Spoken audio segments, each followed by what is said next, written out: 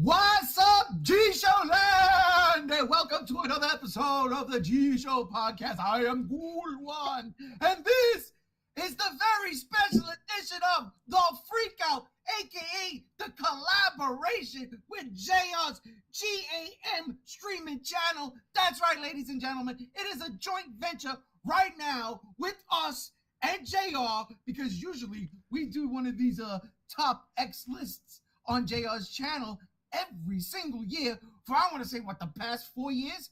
Yes. And this time it's just we're crossing over. We're crossing the streams, baby. Yeah. Cross the streams. Don't look into the light. Carry in. Walk into the light. I don't know. But we are here. It is Friday. I am ready to rock. I am ready to roll.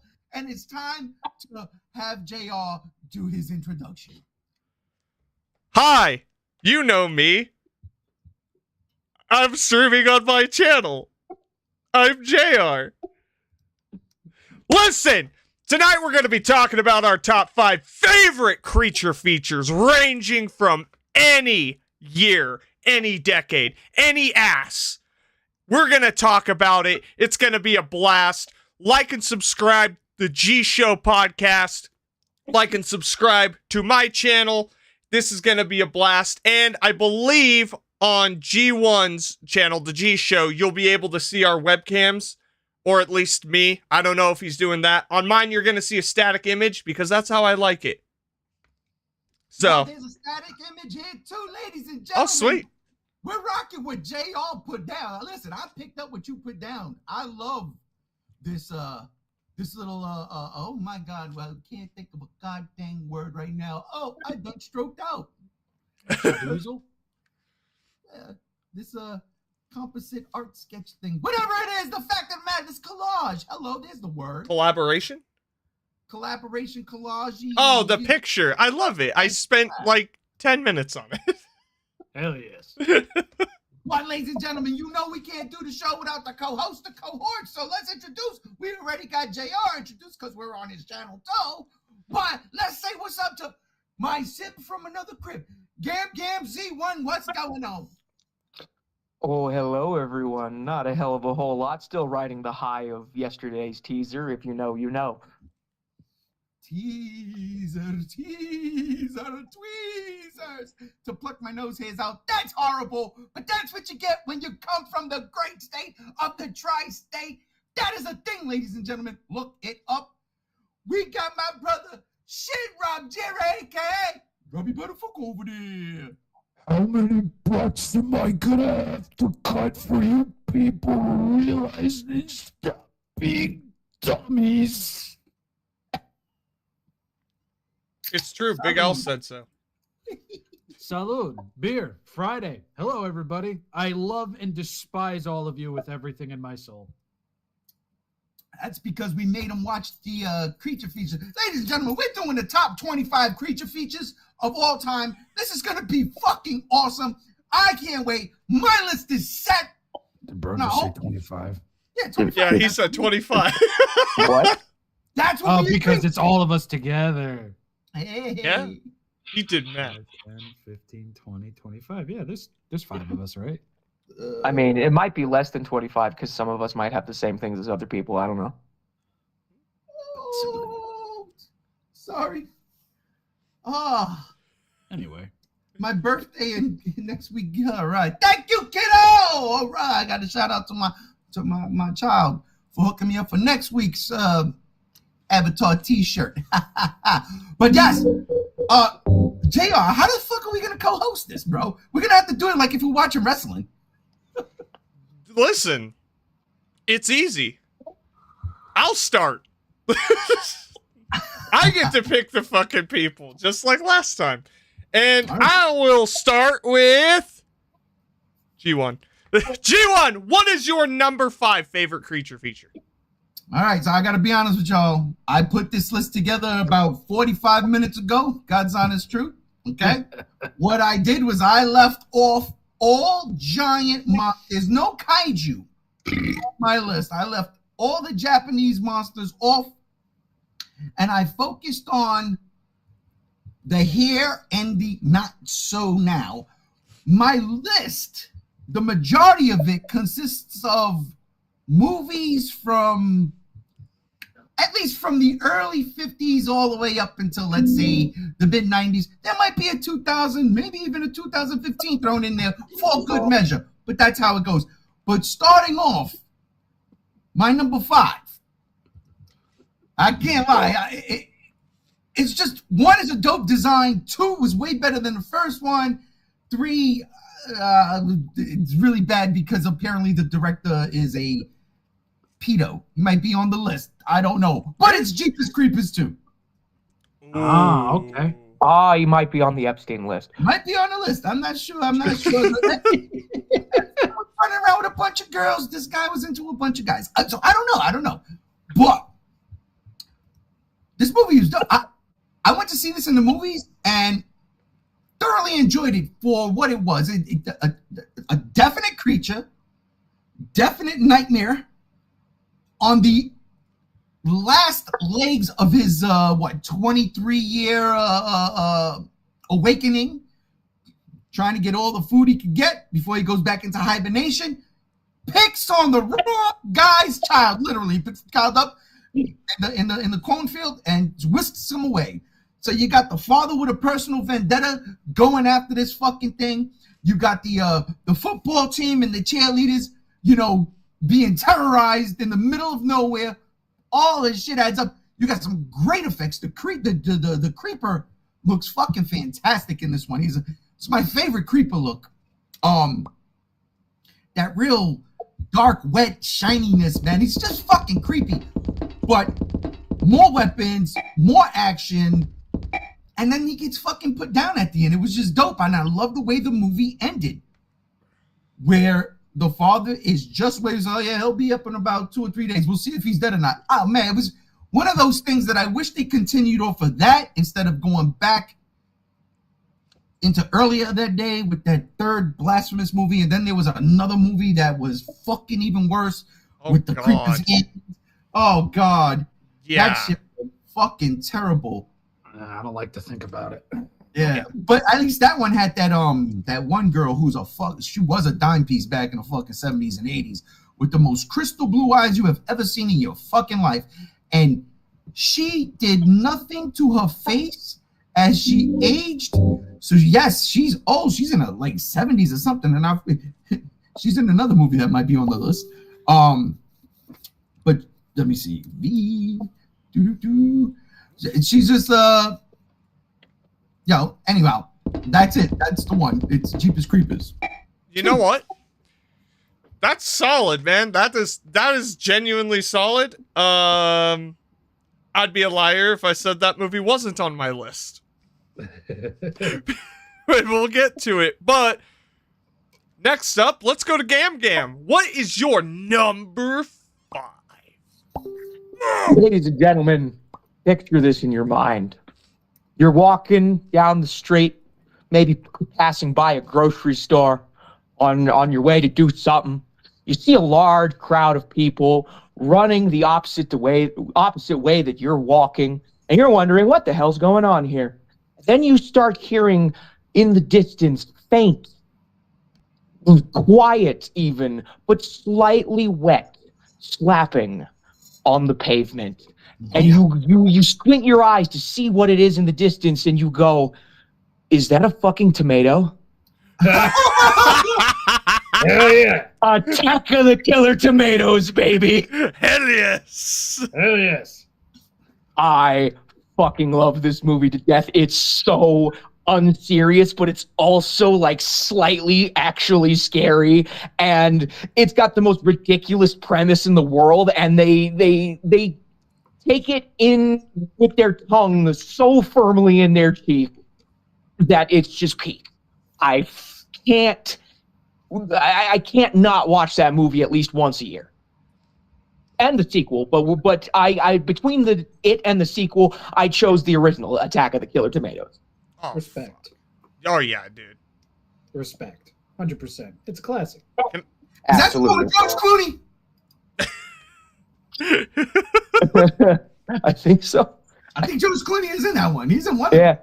I'm gonna say something. I haven't seen Attack of the Killer Tomatoes. What? Oh my god, dude! And every time I go to put it on, I end up watching something else. It's one of those. Like, I have a solid list of like 15 movies where I'm like, yeah, today's the day, and I'm like, oh, but I want to watch this. It's one of those for me. I gotta check it out. You know what? I'll do it tomorrow. Good. Do it tomorrow, dude. Yes. Do it. Yes. You will love it. I swear to God. You will. Dude. So up next on this list of amazing cohorts, we're gonna go to Robbie Botafuco over there. Robbie Buttafuoco over here with the beer. Botafuco! I want to look into the audience's eyes when I say this. Where are you? There you All are. right, I'm right here. So there was a mythical time on television where the Sci-Fi Channel didn't totally suck balls. Remember Yes. that. This is so true. 1 year, they decided to celebrate the start of the summer season with something a little fun, something a little outlandish. I believe it was the channel's premiere of this tone, this lovely fucking weird movie.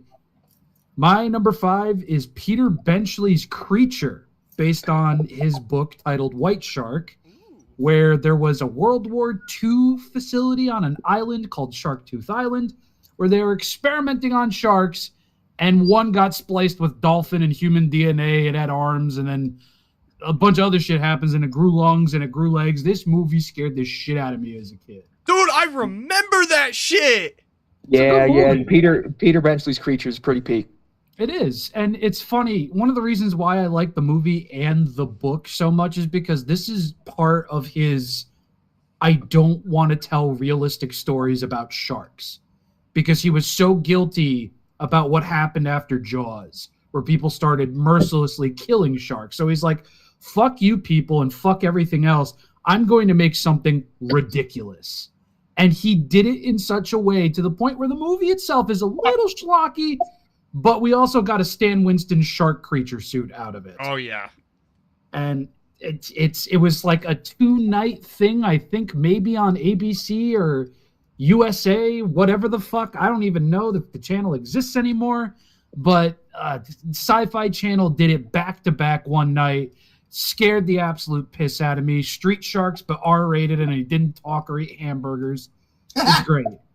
It's genuinely great. It's one of my favorites. I'm overdue for the Blu-ray, and it's one of the coolest looking shark creatures of all time. Oh, yeah. Dude, that movie, like, Stan Winston is a masterclass at making everything. And It's that true. design for the creature is one of his best. Agreed.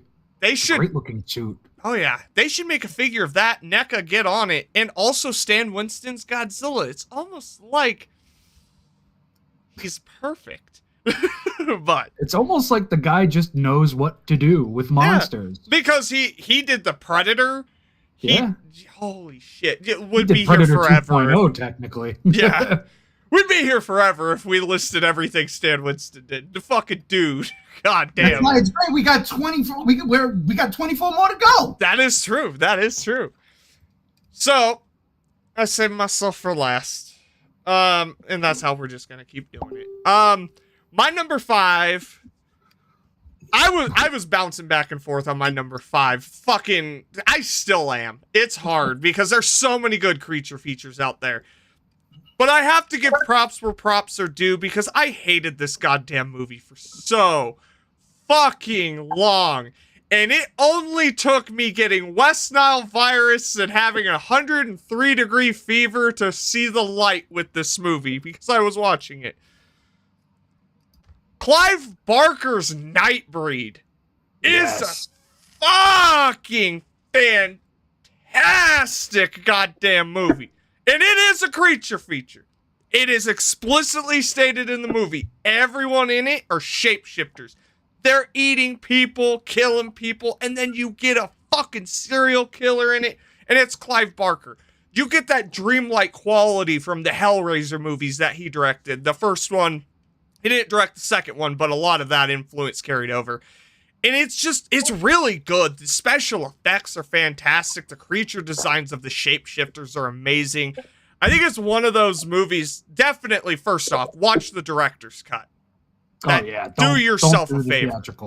Don't do theatrical. But it's just one of those movies, like, I hated it for so long. I was like, this movie's fucking stupid. And I don't know what it was. The mixture of the fucking West Nile with the copious amounts of Dayquil and alcohol. But I saw the light. And I'm going to quote Stephen King. I don't remember what Stephen King said about Hellraiser because, fuck, I haven't looked at that cover in 30 years. But it's just a fucking fantastic movie. Stephen King was right about Clive Barker. He's a masterclass of horror. Read Cabal as well. I actually read Cabal. That's the book that the movie's based off of, also by Clive Barker. And it's solid. It goes into a lot more detail with the creatures or the shapeshifters and everyone. Check out the movie because I can't believe it made my top 5. Like, I hated that movie for so long. So, yeah, it was number 5. I used to ball in Mortal Kombat 2. It's awesome. You ever? He's a part of that fucking movie. Yeah, you don't know it. But if you ever use one of Cabal's finishing moves, he pulls his mask off and he's one of the Nightbreed. And he scares the fucking soul out of you, and it's a fatality from Mortal Kombat 2. That's a fact. Mortal Kombat 3. That's a fact. Look it up. That's fucking dope. Listen. Sometimes that means it's fucking your turn for your number 4. I mean, you could do the exact same kind of move with, what the hell is her name? Fucking homegirl from Killer Instinct. But instead of showing your face and scaring them to death, you flash your titties and then they die. What? That's terrible. Oh my god, wait! I know what movie you're talking about. Hold on. Not movie. It was Killer Instinct, the game. Oh, no shit. Well, it's funny. It's the same kind of move as the Cabal fatality, but it's flashing your titties instead of showing your face. Well, it's funny because I was just watching I was watching a review of The Howling 2, and the end credit scene, the girl flashes her boobs and the guy's head explodes. It just made me think of that. It's so good. Orchid. It was Orchid. Orchid. Yeah, Orchid, that's her name. Thank you. All right, G1, what is your number 4? My number 24 is a little ditty I like to call. All right, hold up. I'll be honest with you. So, this week, I watched 2 movies. Both came out in the same exact year. Wow, Lord, 1989, a great year. Some of y'all weren't even born yet. One movie came out in January. The other movie came out in March. One movie had RoboCop in it. The other movie had the guy from Spider-Man 2 that goes, Rand. Mr. Dickovich? Dude, he is in this movie I watched. That's fucking peak. I'm sitting there, I go, wait a minute, is that the rent guy? And I had to look it up. The rent guy. One movie had Winston Zedmore. I fucking love Winston. Are you fucking kidding me? This movie also had Marv from the fucking Home Alone, from the Sticky Bandits. The other movie had Nia fucking Peoples. You don't understand, ladies and gentlemen. Back in 1989, Nia Peoples was a fucking bombshell. Now, she wasn't Pamela Anderson with her big ass tits and all that.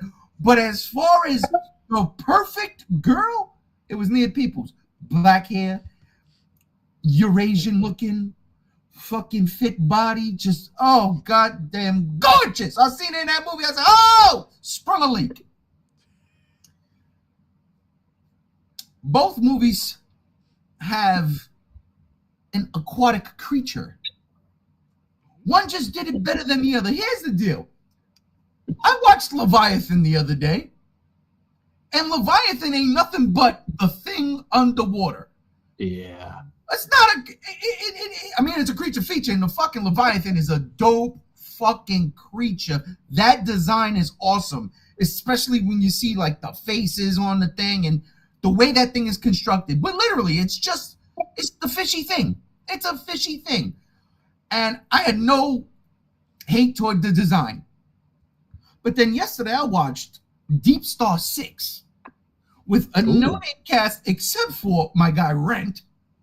Who else was in it? Actually, I'm lying. Miguel Ferreira was in it.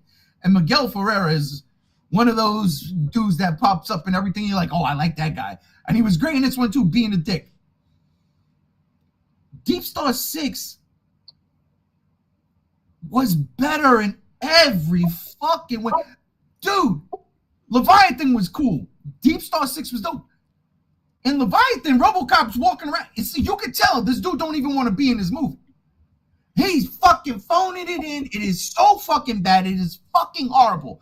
Then I put on Deep Star 6 and I'm not expecting anything else but schlock like that. And I'm like, oh shit, these no-name actors are actually putting forth a fucking effort here. And it was good. It brought me in. It sucked me into the movie. The movie was better than Leviathan in terms of how they find the creature. There's a Russian boat that sunk. And fucking Marv from the Sticky Bandits goes in there and steals like he does in Home Alone. And he brings a fucking thing back and he takes a shot of fucking vodka. And now all of a sudden he's got fucking fish scales growing out of him. And then he dies and he turns into the fish thing. And he did stupid. Whereas Deep Star 6, they're mining for raw minerals. They've got to fucking blow something up in there. The girl, the scientist is like, don't do this because we don't know what's under there. There's a cavern that goes so deep. We don't want to mess with this ecosystem. And the guy's like, fucking blow it up. Boom, they blow it up. And now, boom, it's like King of the Monsters when they go to Godzilla's lair and how they get there and you're seeing all this cool shit underwater. It reminded me of that. I'm like, wow, this is where Michael Dougherty got it from. And yes, the giant crustacean, and I don't mean giant like kaiju size, but this thing is, let's say, about the size of a bus. Oh. Just goes rough, it runs rampant on Deep Star 6, and then it just becomes a fight for survival. But what was better about this movie over Leviathan is, again, the cast kept it together. They made every scene feel real in these really wacky circumstances. And I fell in love with it. Because I was like, there's going to be an aquatic monster movie, an aquatic creature feature in this list. And it's got to be from the 80s or 90s. It just has to be. Because that's when it was booming. And it wasn't going to be Deep Rising. Because Deep Rising sucks. Fucking sucks with the bullshit CG they put on that bullshit. Fuck Deep Rising. Deep Star 6 is my number 4, pardon me. My number 4. And again, this is not my definitive list. This is just like I put it together real quick. There might be one or two things that's definitive on here. Yeah. But Deep Star 6, in terms of like 80s and 90s creature features, especially aquatic ones, this one's the best hands down. Again, the Leviathan probably beats it in terms of the absolute overall look of the creature. But the entire movie, from the cast actually acting their asses off, to the creature coming from a place, it was like the Meg. Do not go past this level, or we're gonna get giant motherfucking megalodons. I loved it. Deep Star 6, number 4. I'm gonna have to check that out. It's got me interested for sure. Oh yeah, dude. For whatever reason, Amazon has it on sale to buy for like $6, but I rented it for $3. I actually rented it for free because I've got Amazon points. Oh, fuck yeah. No, I'm going to look into that. Maybe I'll watch it.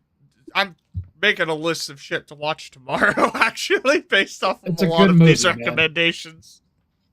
And I'll tell you what, I'm just going to be honest real quick, all right?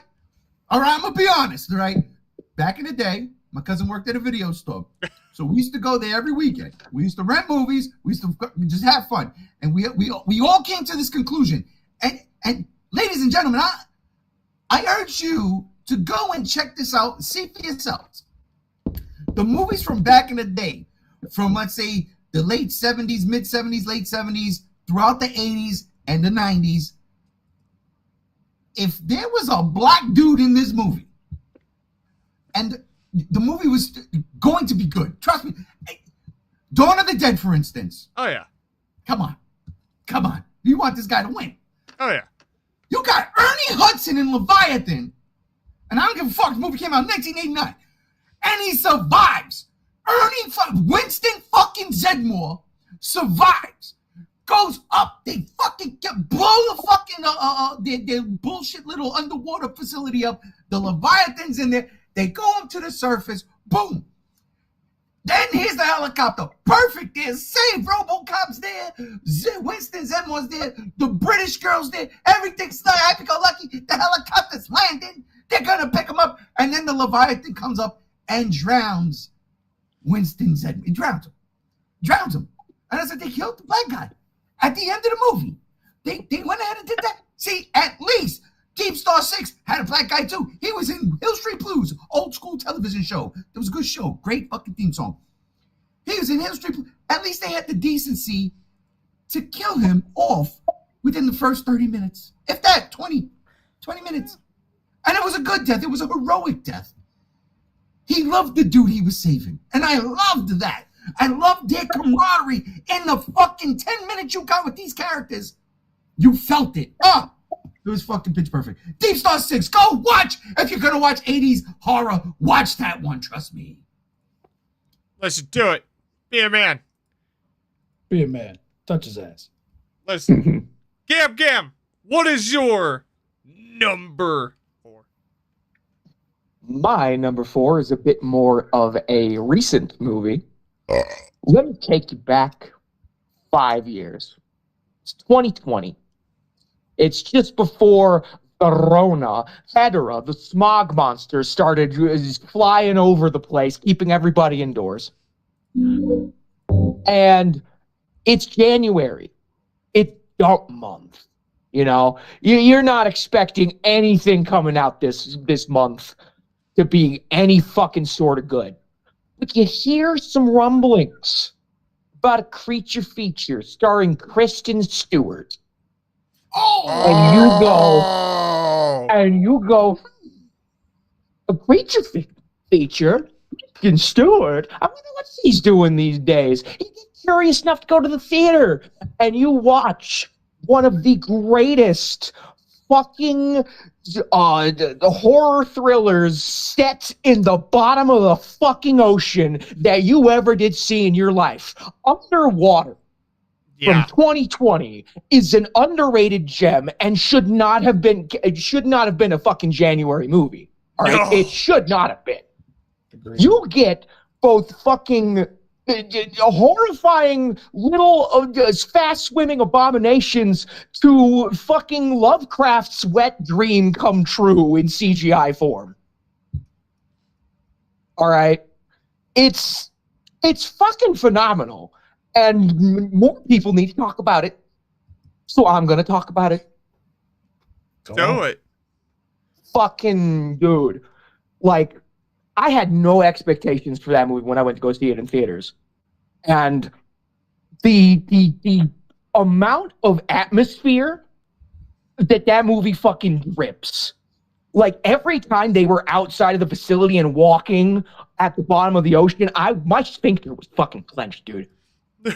Because not only do you have things literally fucking hunting you from the depths of hell, but one wrong move and your fucking whole world is going to crush in on itself and you'll turn into a fucking just paste with a single crack in your fucking helmet. Because you're that deep. Yeah. It's fucking nerve-wracking watching it in the theater. And it's... Oh, fuck, I can't English right now. I'm too high. Fucking... The effects in the movie are so good. They obscure just enough because it's the deep-ass ocean. And it keeps you wondering, it keeps you guessing. I'm not spoiling what the fuck you see at the end of the movie. I refuse to. You need to go watch it if you haven't. Yes. Ladies and gentlemen. But it's something for the fucking ages, all right? Fucking, what was it? Love, Death, and Robots, that one short from season 3 wouldn't fucking dare touch this shit. All right? It's fucking peak. Yeah. I love it to death. Underwater 2020. That's my number 4. Go fucking watch it. I agree with you 1000%. Completely underrated. And I think mostly because Kirsten Stewart was in it. Yes. I think And I think she got a fair. I think that was unfair for them because it was like, oh, Kristen Stewart, she's a phenomenal actress. she did fucking fantastic in that movie. That's why, like, that Twilight hate, I can't hate those actors anymore because all of them have done something excruciatingly brilliant. Yeah. Excruciating. And Kristen Stewart, it was Underwater. Fucking Robert Pattinson, it was The Lighthouse and the Batman. Yeah. Don't forget Good Times. Yeah, Don't there's a forget Good shit Don't ton forget with the good Robert times. Pattinson. Yeah, you know what's funny? That movie came out in January. So did Deep Star 6. And that's when the John movie Bond, really dude. went to die. You know, like shit. No, That's funny. I think that's solid. That movie popped into my head. It didn't make my list, but I'm glad it made someone's because it genuinely, especially the ending, I shit my pants. I was like, yo, fuck that. Like, Fuck that, dude. that. Like, you wonder what's at the bottom of the Marianas Trench? You think Megalodons are down there? No, you're not using your imagination enough. Yeah. I agree with Gam Gams when Gam Gam said that them just walking underwater, like what all is going on. Yo, that shit got the heart pounding, like holy shit, because you don't know what's gonna happen. Yeah. That's such a good movie, man. And honestly, it was gonna make the list, but I had it at number 20. Your motherfucker over here said, "Oh, we gotta cut it to 5." I said, "Why? It's Friday. Fuck you doing? That Fuck was. you doing on Friday? Huh? Listen. Ah! Just kidding." You know who's not yelling? Rob. And it just so happens that it's his number 4. My number 34 God, on this Bullshit. lovely night is also a Dump Month release alumni. No shit, 3 in a row. Oh, shit. And it is a movie that had over 7 production companies, including our good old friends at Toho. Oh, And my boy is actually in this still image on here. Go figure. I am talking about, what was my boy's name? Peter. Fuck your last name. I'm talking about 1997's The Relic. The Relic. Ooh, wait, which all one's right. the relic on here? Upper left. If you look at Oh, The Cthulhu monster. oh, Yeah. that's sick. Yeah, no, that's a sick creature design. saw that in the theaters, bro. I unfortunately did not because I was like 5, but that's besides the point.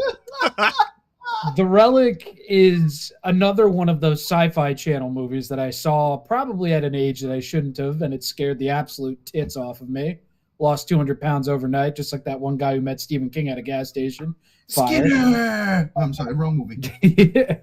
And this is just one of those movies that I feel was so unfairly compared to Alien when it came out. Because if you look at reviews from 97, people are just saying, oh, this is Alien in a museum.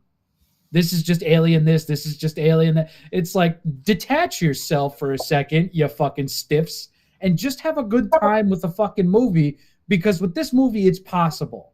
There is no detachment needed.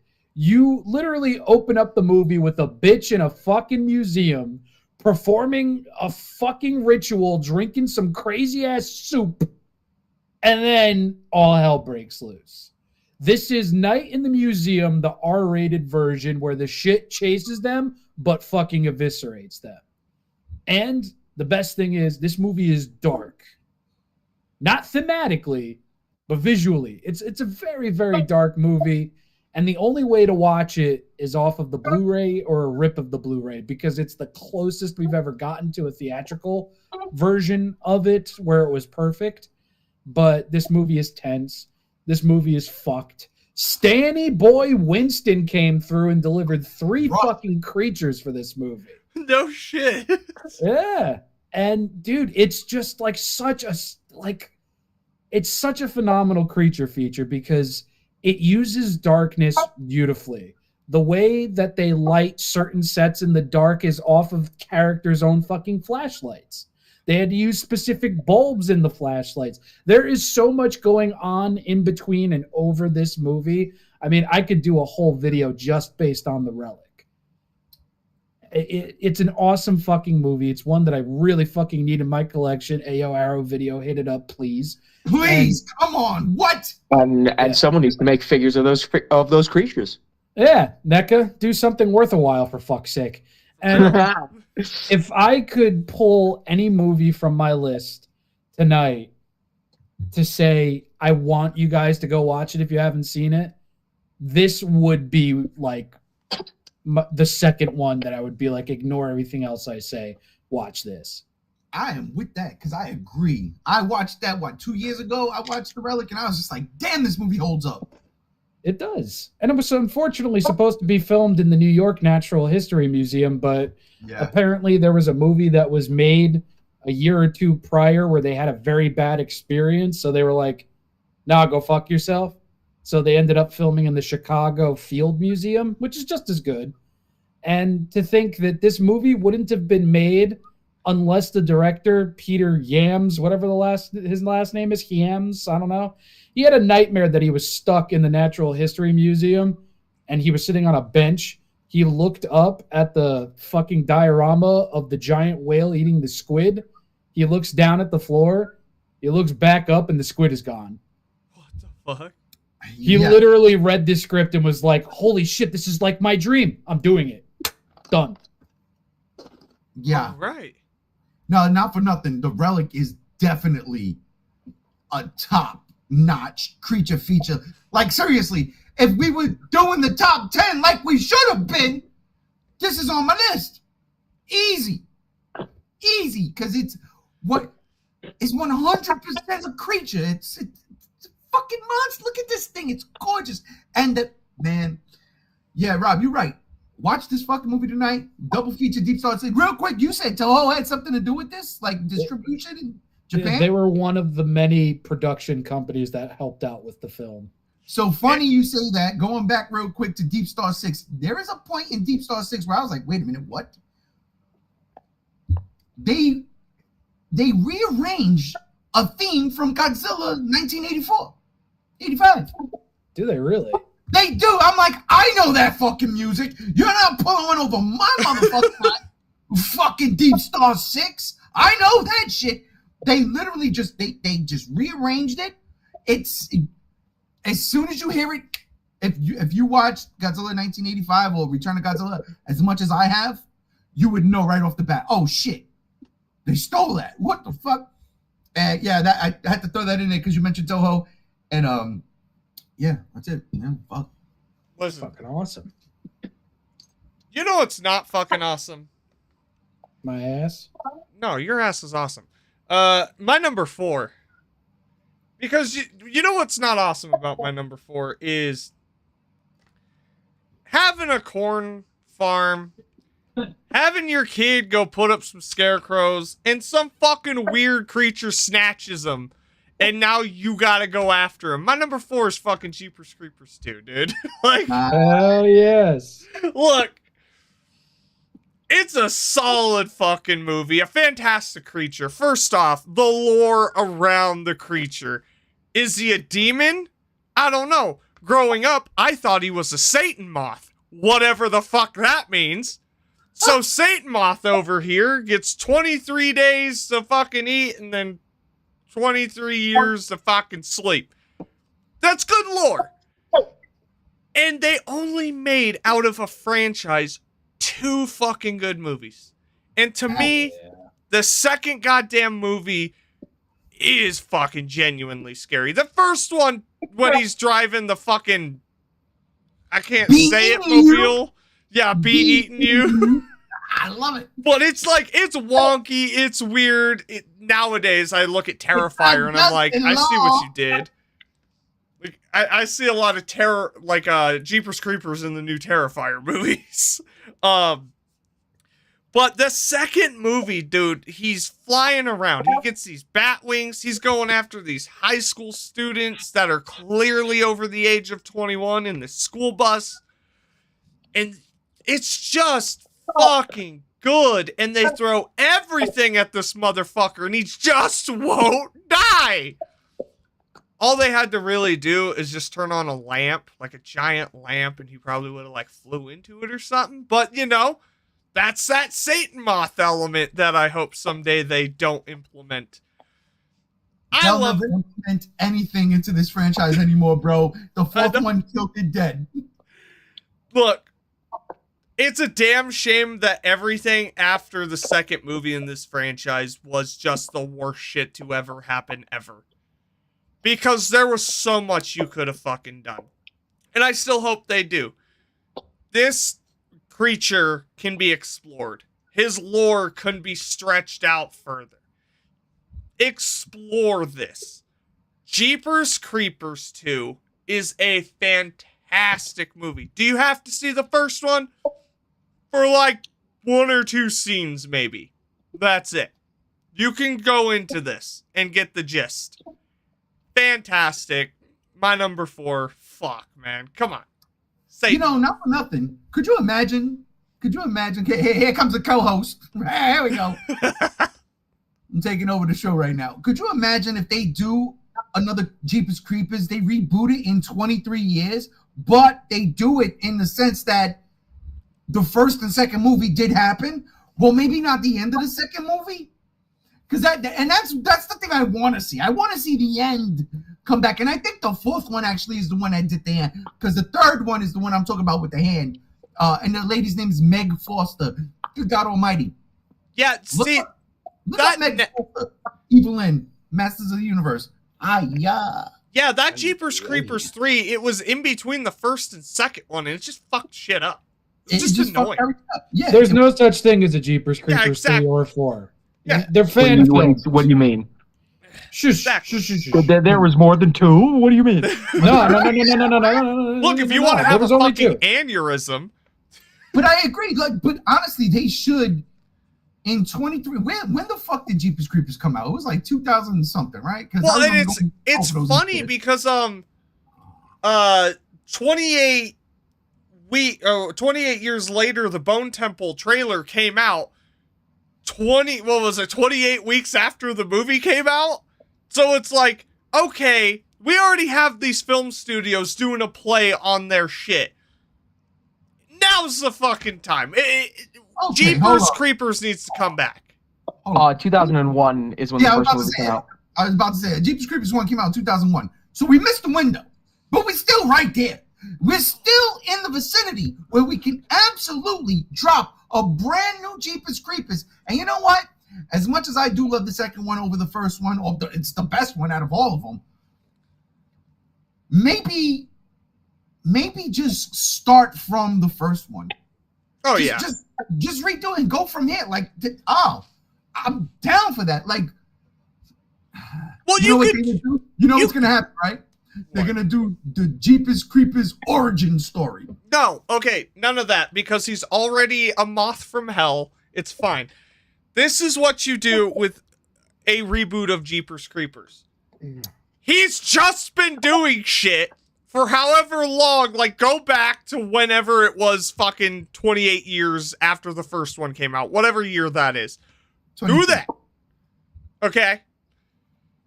And just like, he's just been doing this shit for however many years. He came back, small time, people forgot, different fucking town, and he's just been doing his creepy pedo van fucking skinning people shit, be eating you, have him go back to doing that shit. He's just been doing it in the background, and then we just follow some fucking characters, make it an urban legend. You know, there was this farm where this guy had this weird creature strung up, and everyone said it was fake until it woke up.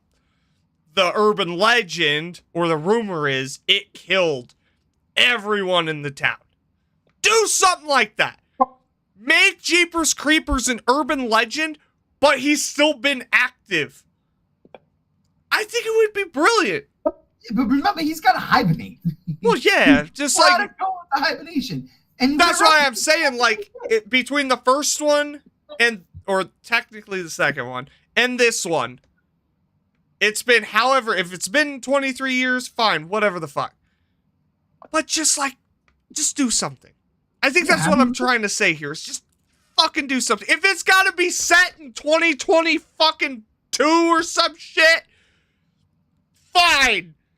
It would actually be 2024. That would be 23 years. Oh my god, just fucking do that then. No, because it would work. It would work because the past fucking year he's been active, but it's small time. He's just been, doing little shit. Because it's the urban legend. Play up like Candyman. Play up that shit with it.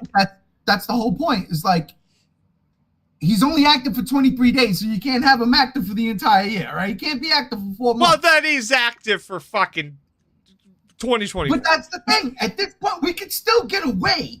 Even if we make this movie in 2027, we can still get away with 2024. We're in that window of opportunity. You could. And the urban legend thing really works because, from the great state of the tri-state, Rob, what was this thing loosely based off of? Jersey Devil.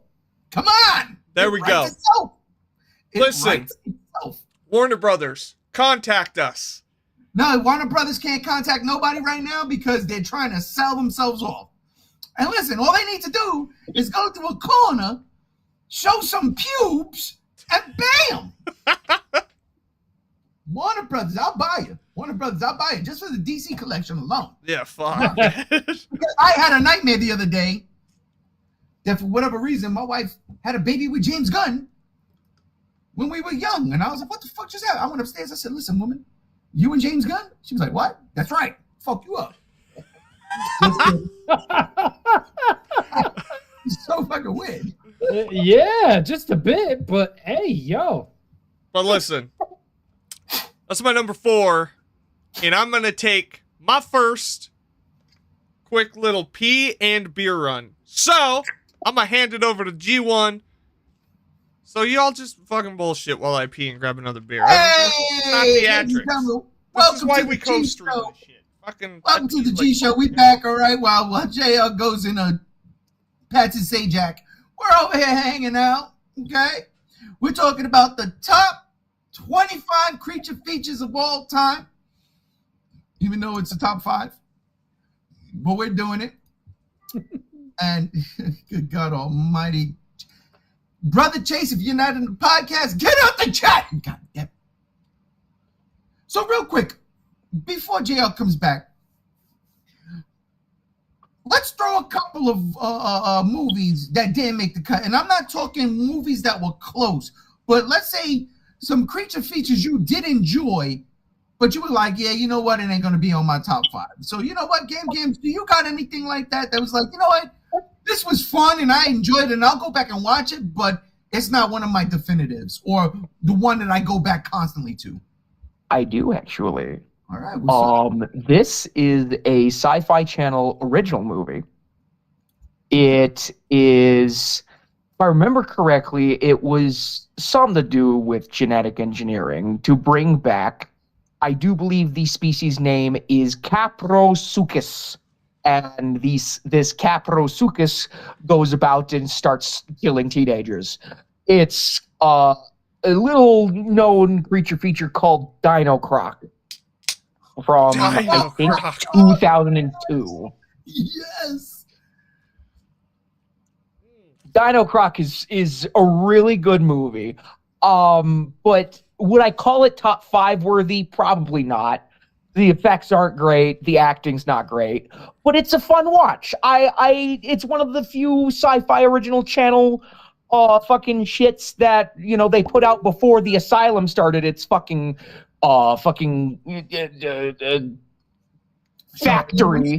of churning out fucking slop like Sharknado and shit. That's not even close to anywhere. By the way, Sharknado's not fucking anywhere close to a top 5, top 10, top 50. All right, that fucking is ass. Shit. But Dino Croc is. It's one of those gems that the Sci-Fi Channel put out, but it's not quite top 5 worthy. Okay. Rob, what about you? You got any, creature feature that you're like, this is fun, I enjoy watching this movie, I'll come back to it every now and then, but it's not one of my mainstays? Well, unfortunately, this one is one of my mainstays, but we were only allowed 5, and this one was left by the wayside. It actually comes to us from Gamera's Showa era daddy, Noriaki Yuasa. Ooh. It is a lovely little film by the name of The Silver-Haired Witch and the Snake Girl. I have heard of this. It's a fucking fantastic Japanese Scooby-Doo movie. It's exactly what it is. Yeah. Fetuses switched at birth and then returning home for a crazy goddamn summer where you're haunted by nightmares, and it turns out your other sister's locked in the fucking attic and she's half fucking snake. Oh, And Yeah. you got a creepy ass fucking witch. It is a fantastic movie. Arrow Video put out a beautiful fucking Blu-ray restoration of it. And it is easily like in my top 10 favorite Japanese Showa era films of all time. And it would have been in my top 10 creature features, because not only is there a snake girl, there's a silver-haired witch. And she looks more like a creature than a witch. see, Highly recommended. Showa era goodness. Puppet spiders that look fucking ridiculous. Great story, great tension, great atmosphere. 10 out of 10. and a great fucking publishing company coming from Arrow. Seriously, Arrow, God, they just do and constantly do. They Good do. God Almighty. JR, let me ask you the same question. Is there a creature feature out there that didn't make your top 5, but it's one of those movies that you'll go back and I'll watch it, you have fun watching it, but it just wasn't on your top 5? It was actually in my top 5, but it got bumped, and it was your fucking fault because you talked about this fucking movie 3 years ago, and I loved it. It was Exist, that Bigfoot fucking movie. That movie's fucking amazing. I love it. I love that movie.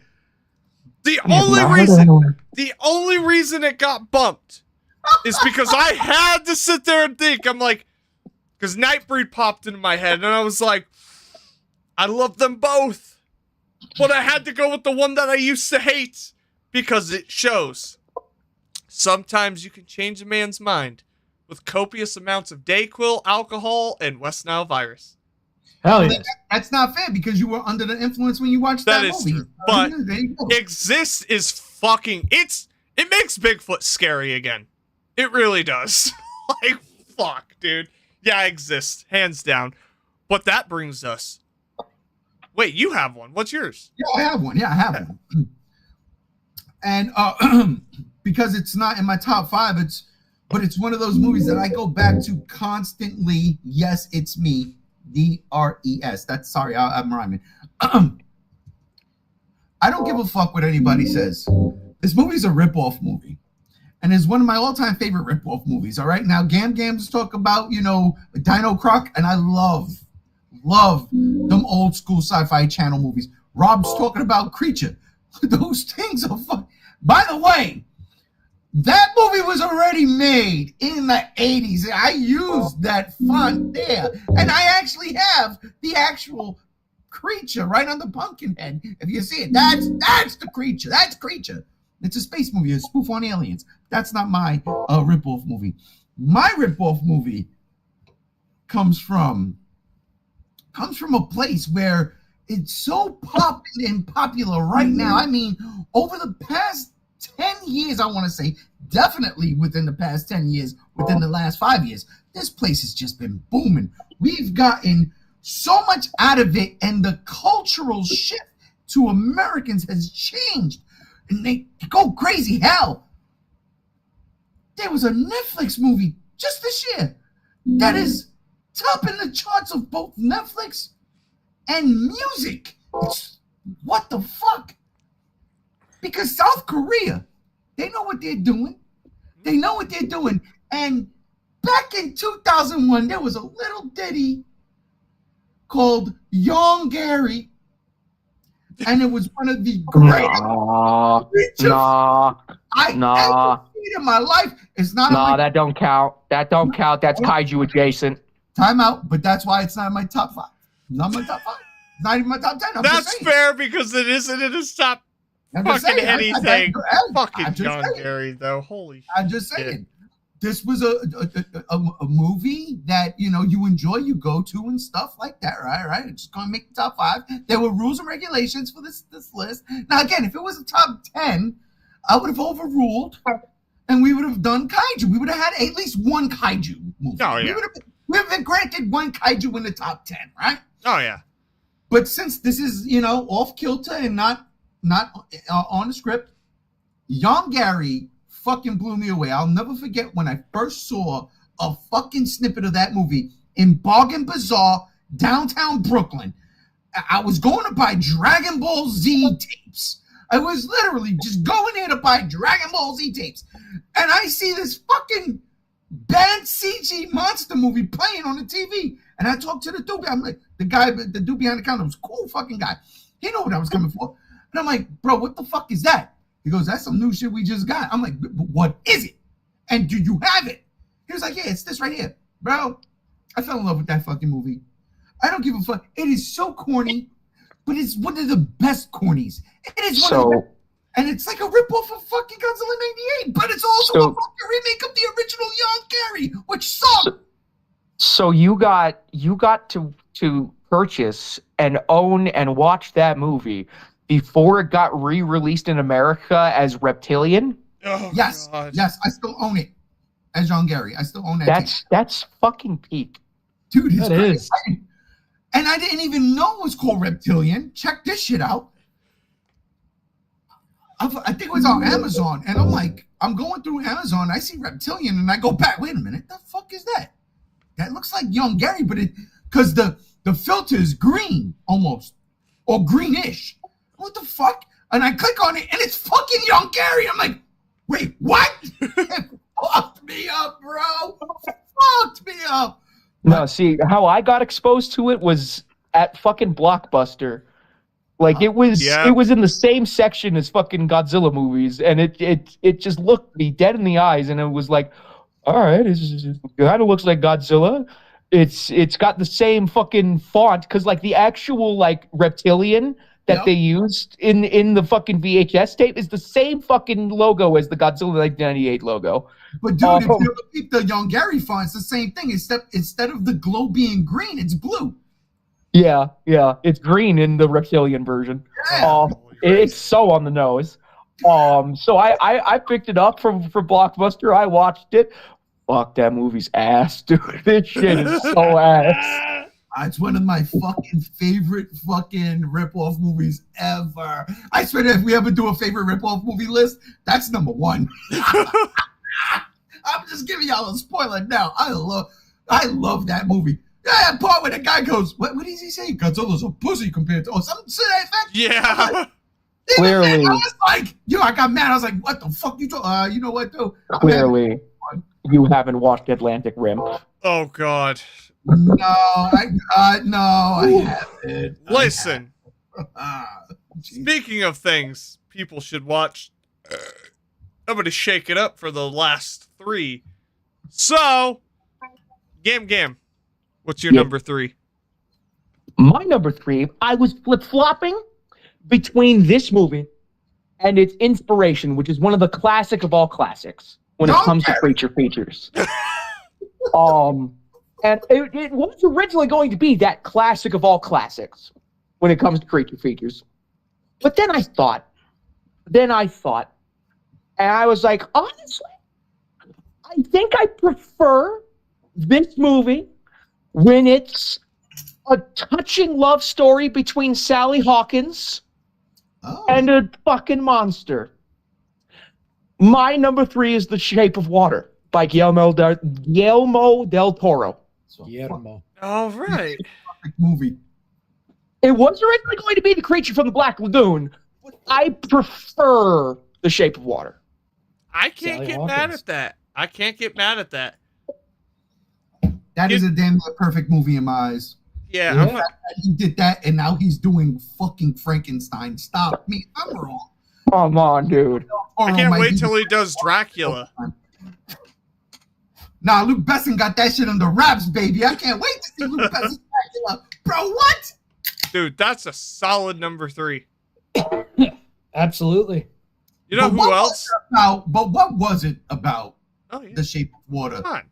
that had you? So, for me,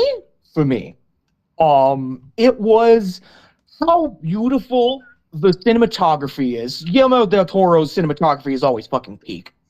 It's the creatures' fucking effects in general, because it's mostly a suit with some CGI for like the face. If I recall correctly, and the creature has never looked better.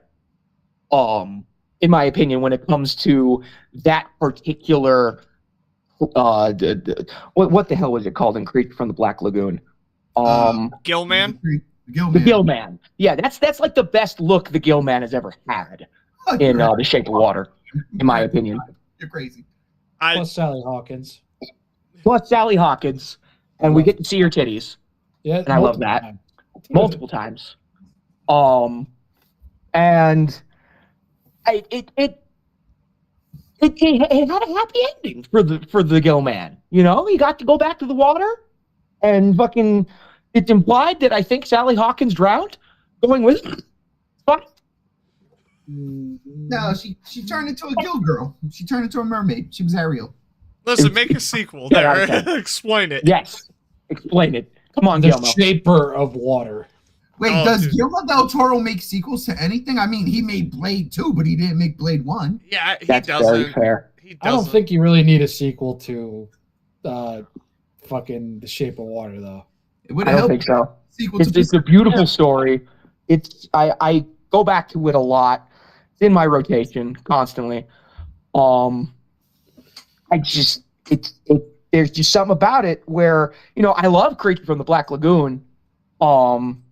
I do, but I just find myself going back to The Shape of Water more. Yeah, Understandable. nothing wrong with that.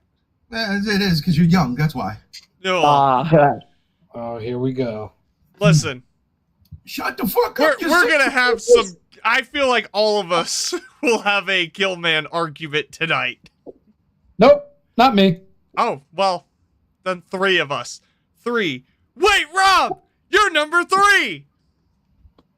Oh, so do I go next? Yeah. Yes. You're number Oh, 3. Yeah. okay. This is a What joke. was my number 3 again? All right. Okay. A year after this gentleman's first creation got to engage in combat with one of cinema's most beloved and popular monsters of all time, he got to make a movie about mushrooms. My number 33 is Matengo from Ishiro Honda. So, dude, there is an air about this movie that just gives unsettling, uncomfortable fucking vibes. Mm-hmm. First off, it's a shipwreck story. You're on an island, you don't know what the fuck is going on. But almost immediately, upon finding another shipwreck ship, you see just some really, really heavy shit. Shit that ended up actually being censored in Japan in the 60s because of how close these special effects were to that of atomic bomb like fucking wounds and scarring. And you pile that on top of just having this fucking weird and trippy goddamn movie about a group of people that get trapped on a fucking island that is hosted by giant laughing, gaffing, goofing mushroom people. And it does something to you after watching. I mean, not only are the Matengo themselves just fucking fantastic designs as mushroom people, but you've got, oh my God, you've got a fucking score by Sadao Beku, who was mostly popular for the orchestral arrangements and opera over in Japan at that point in time. You've got a pretty fucking solid cast. You've got great suit work. You've got a laugh from the Matango men that was so fucking good that Tsuburaya said, "Hey, yo, let me snatch that and give that to Baltan Station." It's one of the perfect, exactly that, because that's exactly what it is. That ain't even right. That ain't even right. Jesus. Relax. Anyway, no, don't relax. Go off. Actually, I got what you meant. but yeah, Matango. It's a Toho movie that I feel deserves more love than it actually gets. Criterion, I don't know why you're choosing to be a bunch of little baby bitch boys, or betterly said, Toho. I don't understand why you're choosing to be a bunch of baby butt bitch ass boys, but this movie deserves a beautiful restoration from the film negatives if possible. This movie deserves more figures. It deserves more merchandising overall. And I really hope at some point in time Criterion and everybody involved can do so, because not only is it just a good fucking movie, but it's a movie with just perfect vibes. It's creepy, it's unsettling, and the ending is not happy, which is great. It's crazy because it's on the Criterion channel. Like, you can stream it. It's like, oh yeah, we have the movie, but we can only stream it. It's like, yeah. At this point in time, we really need to get it together.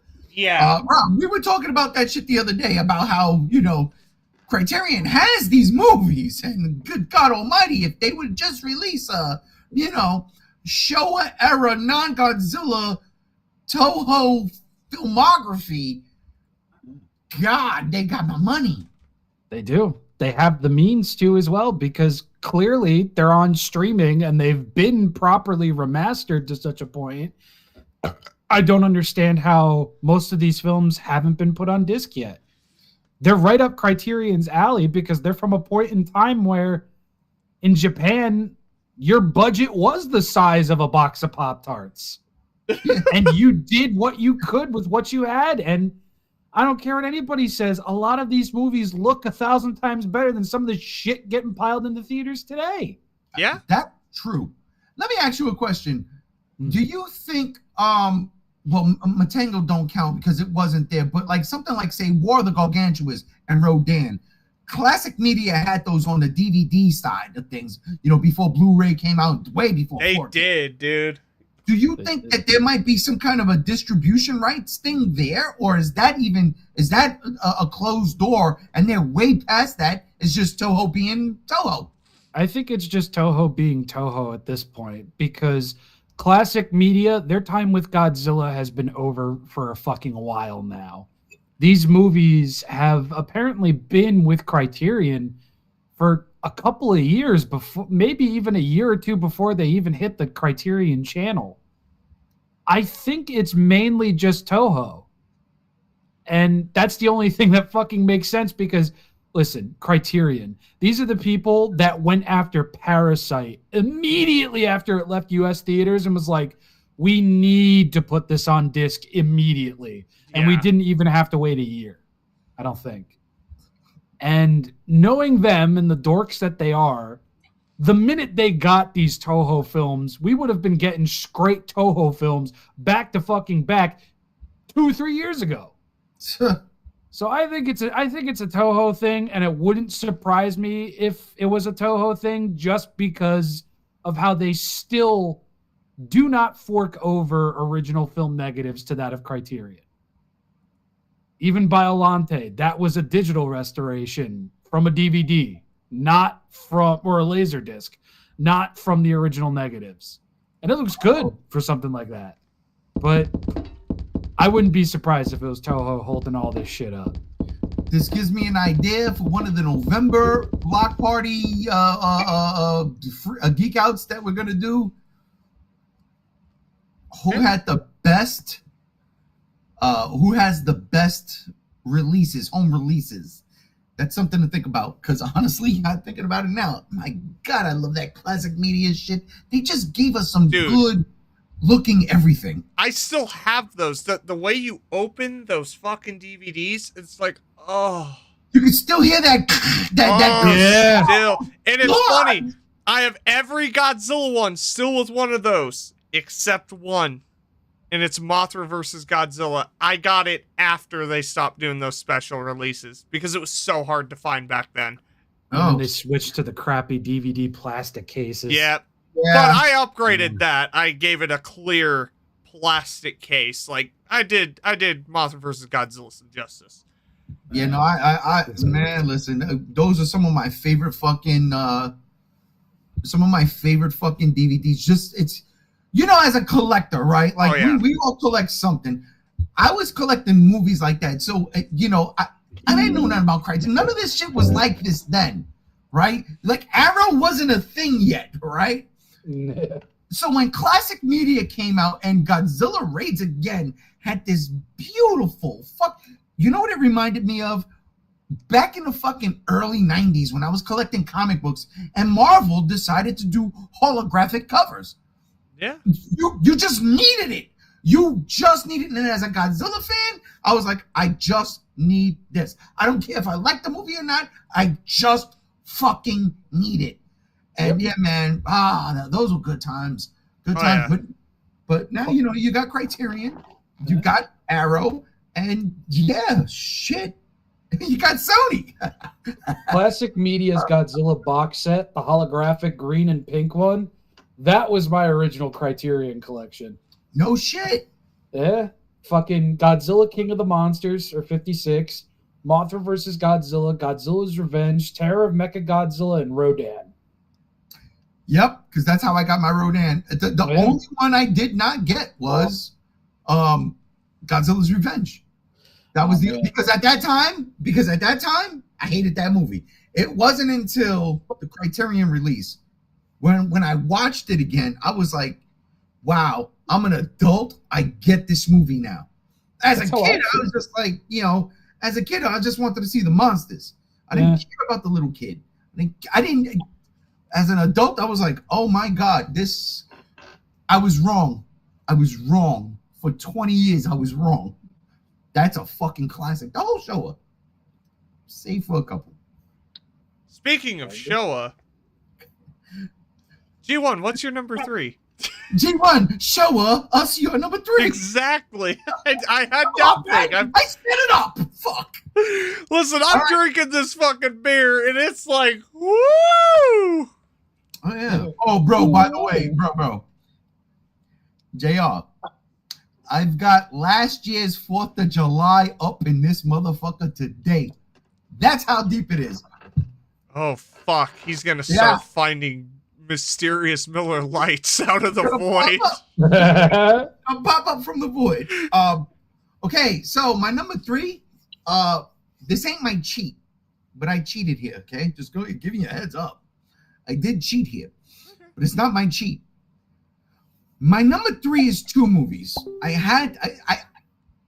Because both of them, I love them equally. Like, I love them because I love the lore behind both. And what both of these movies did was put that lore in film the way I like it. Okay?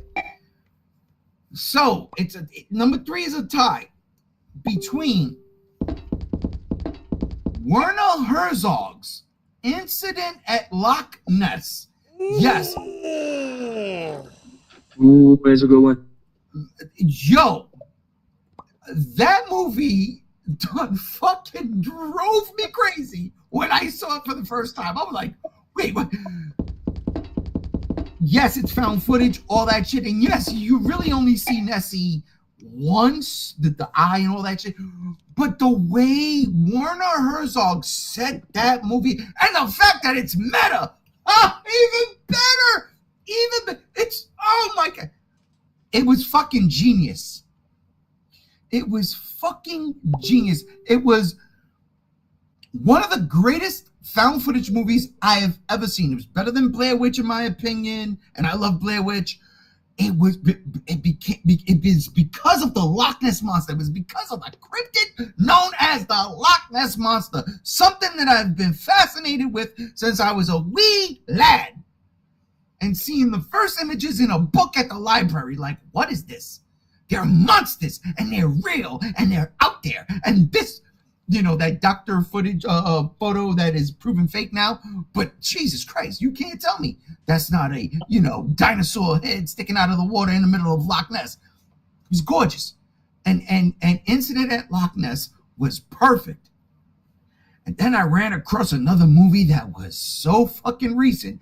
So recent, it was as recent as this podcast. And there he is. He's gone now. See? Look, he left. Disrespectful motherfucker. Doesn't even say nothing. What the hell, bro? Doesn't even say nothing. There might be a situation underway. Maybe bro ordered food.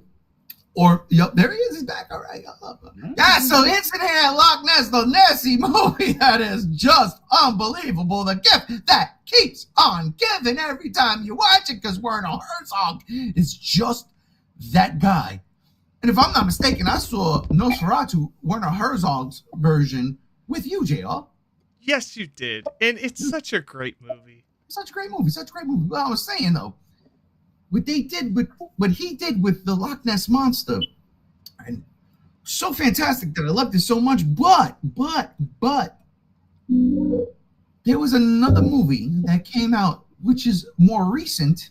And as I was saying, now that the joke is fucking ruined, so recent as of this actual podcast. Because the movie that it tied with is Exist. When you said that and I laughed, it was because that was my number 3. The tie between Exist and Incident at Loch Ness. I'm not lying when I tell you this. Everybody should watch Exist. Oh, yes. One of the greatest found footage movies ever. And it's found footage, okay.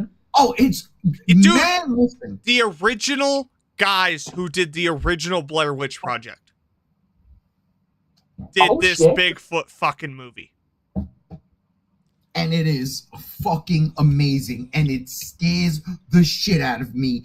And Mama Bigfoot ain't playing. And it just perfect. If you ever watched Monster Quest or the Mountain Men or whatever, Mountain Monsters, whatever the fuck anything that had to do with somebody looking for Bigfoot. Yeah. The people making this movie took all of that incorporated it, and then they don't shy away from showing you the motherfucking monster. I mean, it's there. Like you see in a couple of shots, and they're fucking frightening. But let me tell you something. Gams, you were talking about the underwater movie, right? With Kristen Stewart. And how tense it was to watch them walk from one, platform to the other, from one base to the next, right? Yeah. You're clenching, and the hairs are standing up, and it's just like, what the fuck? They tried to do the same thing with the Meg 2, and they failed spectacularly. Yeah, unfortunately they did. But the Meg 2 is going for more action than anything. Yeah, true. True. Come on, where's Meg 3? Let's go.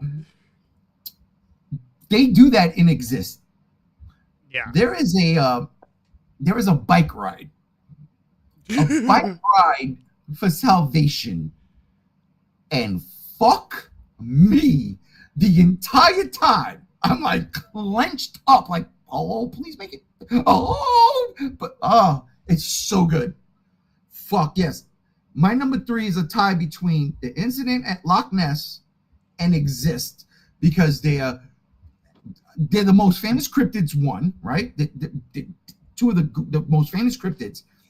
And 2, they were really well-made movies. And let me tell you something. Honestly, I was going to do my top 5 was going to be all just found footage creature features. Because fucking Frogman is really fucking good. Like, there's a bunch of really good. The Frankenstein theory is fucking phenomenal. It's so good. But these two right here were standouts. Oh, They yeah. were standouts. I thoroughly fucking love these movies. And again, this ain't my definitive creature feature list, but this is a very close proximity. If this was a top 10, this would be number 5. Listen, I ain't mad at you about that. Exist is fucking great. I gotta watch that Creature of Loch Ness by Werner Herzog. Dude, it's so good. It's so good. And the guy, the writer of that movie is in the movie. Yeah. And it's the guy that wrote the X-Men movies, the first trilogy. Oh, I'll have to check that shit out. And again, it's all meta. They're playing themselves. Werner Herzog is playing Werner Herzog. And he's doing a documentary trying to find the Loch Ness Monster. It is fucking fantastic. You know who played themselves? Myself with my number 3. It was always gonna be on this list, but I didn't know where to fucking put it. I just threw it on my fucking list. I literally, this has been bouncing around all over the fucking place. But it had to. My number 3 comes from the good old Crypt Keeper himself. We are going with Tales from the Crypt Demon Knight, starring Billy motherfucking Zane and Alopecia. Wait, sorry, we can't make G.I. Jane jokes. Hold on. G.I. Jane 2, can't wait to see it. Keep my wife's name out your fucking mouth. Keep your fucking career on fucking TV, you little bitch. I'm gonna just say it. There's not much to say about Demon Knight that hasn't been said a million times. And it's been on my list before. Demon Knight's a wild fucking ride. I love it. I highly recommend it. It comes from the Tales from the Crypt series. Billy Zane, fresh off of, or was it I think it was before Titanic. Oh no. Oh, I'll look it up. Yeah, because if it's before Titanic, that's even worse. That means James Cameron looked at him and was like, that guy, my movie. Yep. 97, Titanic. Titanic was 98. 95. Oh, 95? Oh, you're right. It was before Titanic. Oh, no. That means James Cameron watched that movie and said, I want that guy in my movie about a ship sinking. No, time out. You got to remember one thing. Gam Gam's number 5. That is true. James Cameron directed one of those Killer Tomato movies. That is I true. think it was Return. Yeah, so, I mean, he was like, yeah, fuck it. That's my guy. But, dude. Nah, for real, Demon Knight. I've talked about it a million fucking times on some of these. Every year I feel like it gets brought up. It's fucking amazing. The acting is fucking campy as shit. Jesus is in it. Satan's Billy Zane. And the fucking demons are some of the best looking fucking demons of all time, in my opinion. I'm sorry. I agree. They are fucking amazing.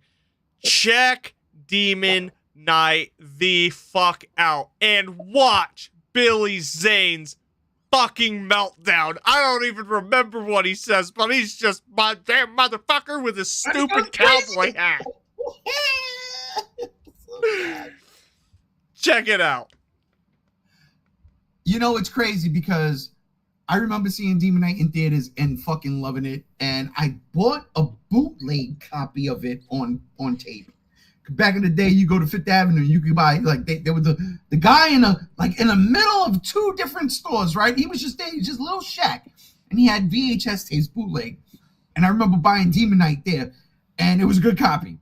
But I remember, because the next year, fucking Dusk Till Dawn came out. And I will never forget, I was at work. This is now in the 2000s. And somebody they thought Dusk Till Dawn and Demon Knight was the same movie. And I wanted to fucking just kick. I wanted to fucking hurricane kick a motherfucking head. I was like, they're 2 different movies. Are you fucking kidding me? One has Salma Hayek, the most gorgeous fucking scene in the fucking history of movies. And the other one has motherfucking Jada Pinkett.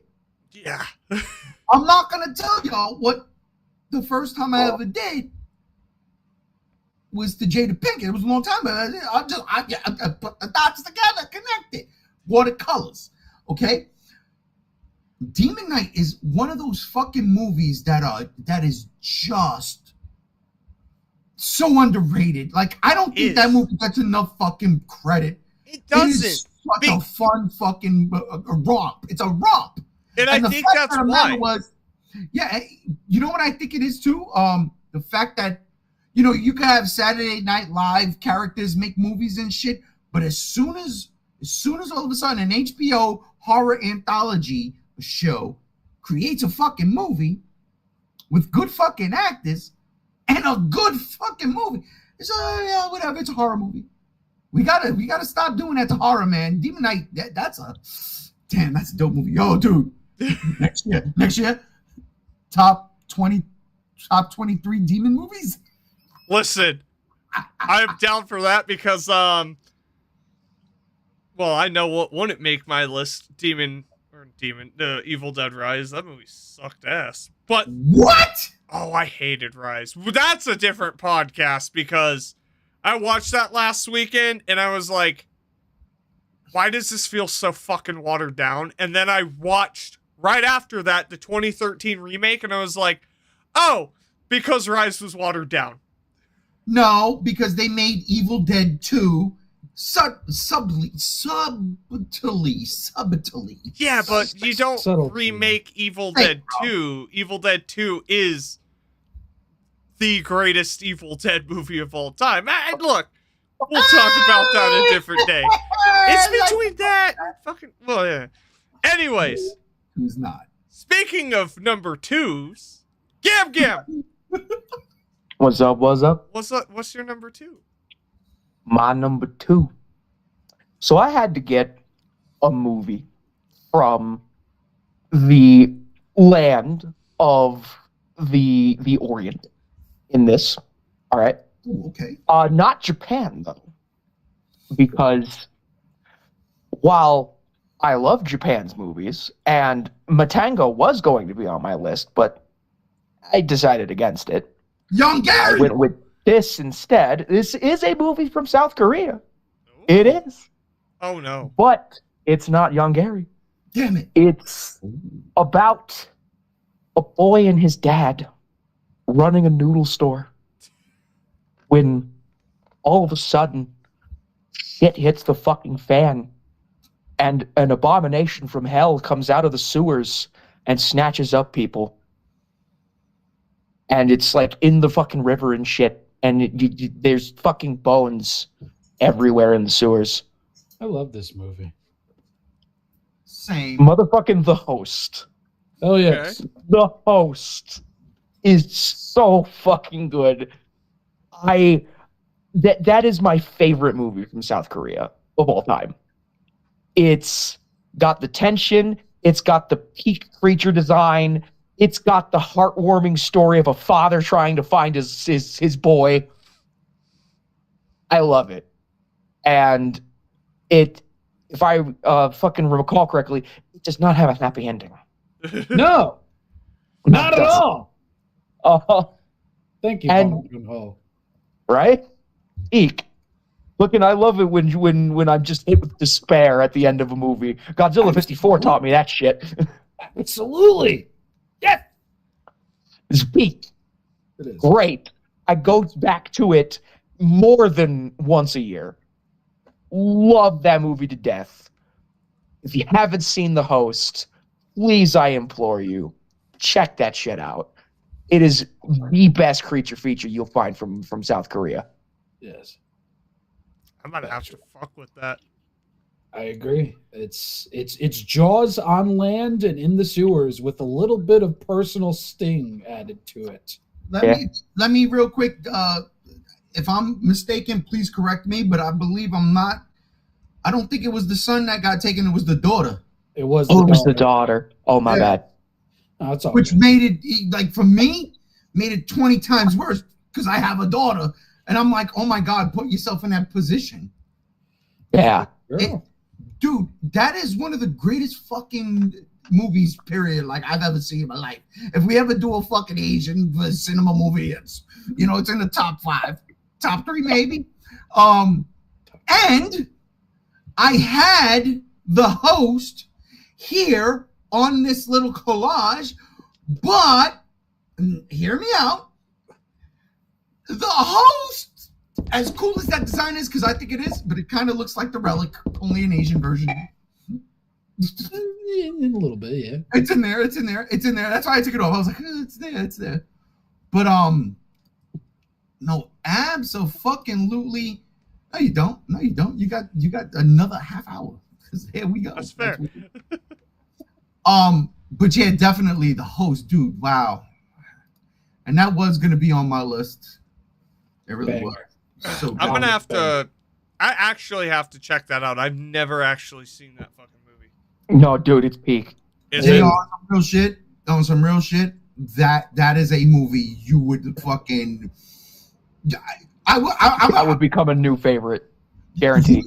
You're probably gonna put in the group chat, "Fuck y'all, I got tears in my eyes." You mean like I did with fucking Yes, Primitive War. Yes, absolutely. Listen, It's one Rob, of those movies. Yeah.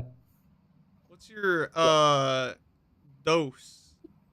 Oh, my dose? Well, this is the last Japanese movie on my list. They were all Japanese. No, not all of I them. know. That was last week. That was last week. That was last week. That's good sir. right. And this movie does not come from Toho, but it comes from the ill-fated studio Daiei, where Gamera was born. And this movie comes to us from the director of Daimajin 2 years later. And this movie is a smorgasbord of creatures. It's like the Toy Story of Japanese folklore ghost movies. It's fucking beautiful. It is fantastic. It is colorful. It is spooky. And it is dark in very many ways. I'm talking about yokai monsters. 100 monsters. Okay. Ooh, okay. I need to check that one out.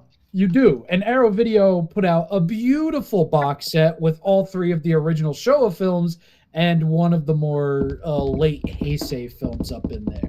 Which I own. Miike. I own it too. I bought that as soon as it dropped. Give me that.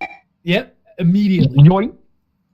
So Yokai Monsters 100 Monsters is not only my favorite of the trilogy just because of its darker inflection, but it's also because of the number of creatures, monsters, yokai that are on screen. You've got an anthropomorphic fucking umbrella. You've got a beautiful Japanese woman with that neck looking like a linguine neck. It's crazy. There is so much going on in this movie, and I referred to it as the Japanese ghost version of Toy Story because that's what it feels like. Oh my God. No 1-2 yokai are the same. No 1-2 yokai have the same look, personality, the way that they are acted. It is all so beautiful, and I think as far as the 60s go, it is one of the best looking Showa era films to date. Because a lot of these special effects, even to this day, I'm like, how the fuck did they get that bitch's neck to do that and it didn't look hokey? And don't get me wrong, there are some hokey moments in this, but this movie is a classic. This movie is beautiful. This movie's events are kicked off because some rich prick wants to close down a local shrine to open up a brothel. And when he does his little ritual, he doesn't seal it properly. He doesn't end it properly. And these spirits come to life, and just like they do Sid, they say, so play nice. But they don't play nice at all. It is amazing. It is one of the best Daiei films of the 60s, and I'm sorry, Gamera. I love you to bits, but your Showa era run is mid compared to what Daiei was putting out in, during, and around your Showa era run. These are some of Daiei's best films, and in my personal opinion, Yokai Monsters, 100 Monsters, is the best. Because The other sequels, they get a little bit more fun. They get a little bit more colorful. This one is darker. This one is like, not only am I going to suck the air from your blackened lungs and make your soul cease to exist, I'm going to bring a family and their small boy into this as well. And there's no gigantic kaiju fight at the end, like in the second one, I believe, maybe the third one. But yeah, my number 2 is Yokai Monsters, 100 Monsters, from the director of the original Daimajin, the first Daimajin in 1966. There was 2 more. Yep, all 3, 1 year. And yeah. So is it the 4th yokai one that actually had Daimajin in it? That would be the 5th one, because the 4th one was the one done by Takashi Miike at first. Right. Oh, my bad. Yeah, right. You got the original trilogy and then that one. Yeah. The 5th. That's why I bought the box set to begin with, to be honest, because I thought it was all together. That one hasn't been put out yet over here. I'm hoping Arrow Video does it. But something interesting about the latest yokai monster, I believe it's called Monster Wars. It actually incorporates Miike's scripts for that of a modern early to mid 2000s Gamera and Daimajin reboots that he had actually presented to Kadakawa Daie at that point in time, which is why Daimajin is so prominent, and Gamera, unfortunately, was cut from the film and relegated to that of just the novelization. But yeah, there's a lot of elements, especially from his Daimajin reboot treatment, that made it into that movie. Beyond just giving Daimajin one of the greatest fucking redesigns of all time. Legit. I mean, it was on par with Young Gary's. I agree wholeheartedly. All right. I'm going to have to check it out. I'm going to be I've been saying that a lot tonight. G1. Yes. What's your piece, man? Number 2. I got nothing. Oh! Jesus Christ, what that mouth do? Now, what the fuck? Those some big ass lips. Yo. You know it. You know, most know. bitches nowadays look like that.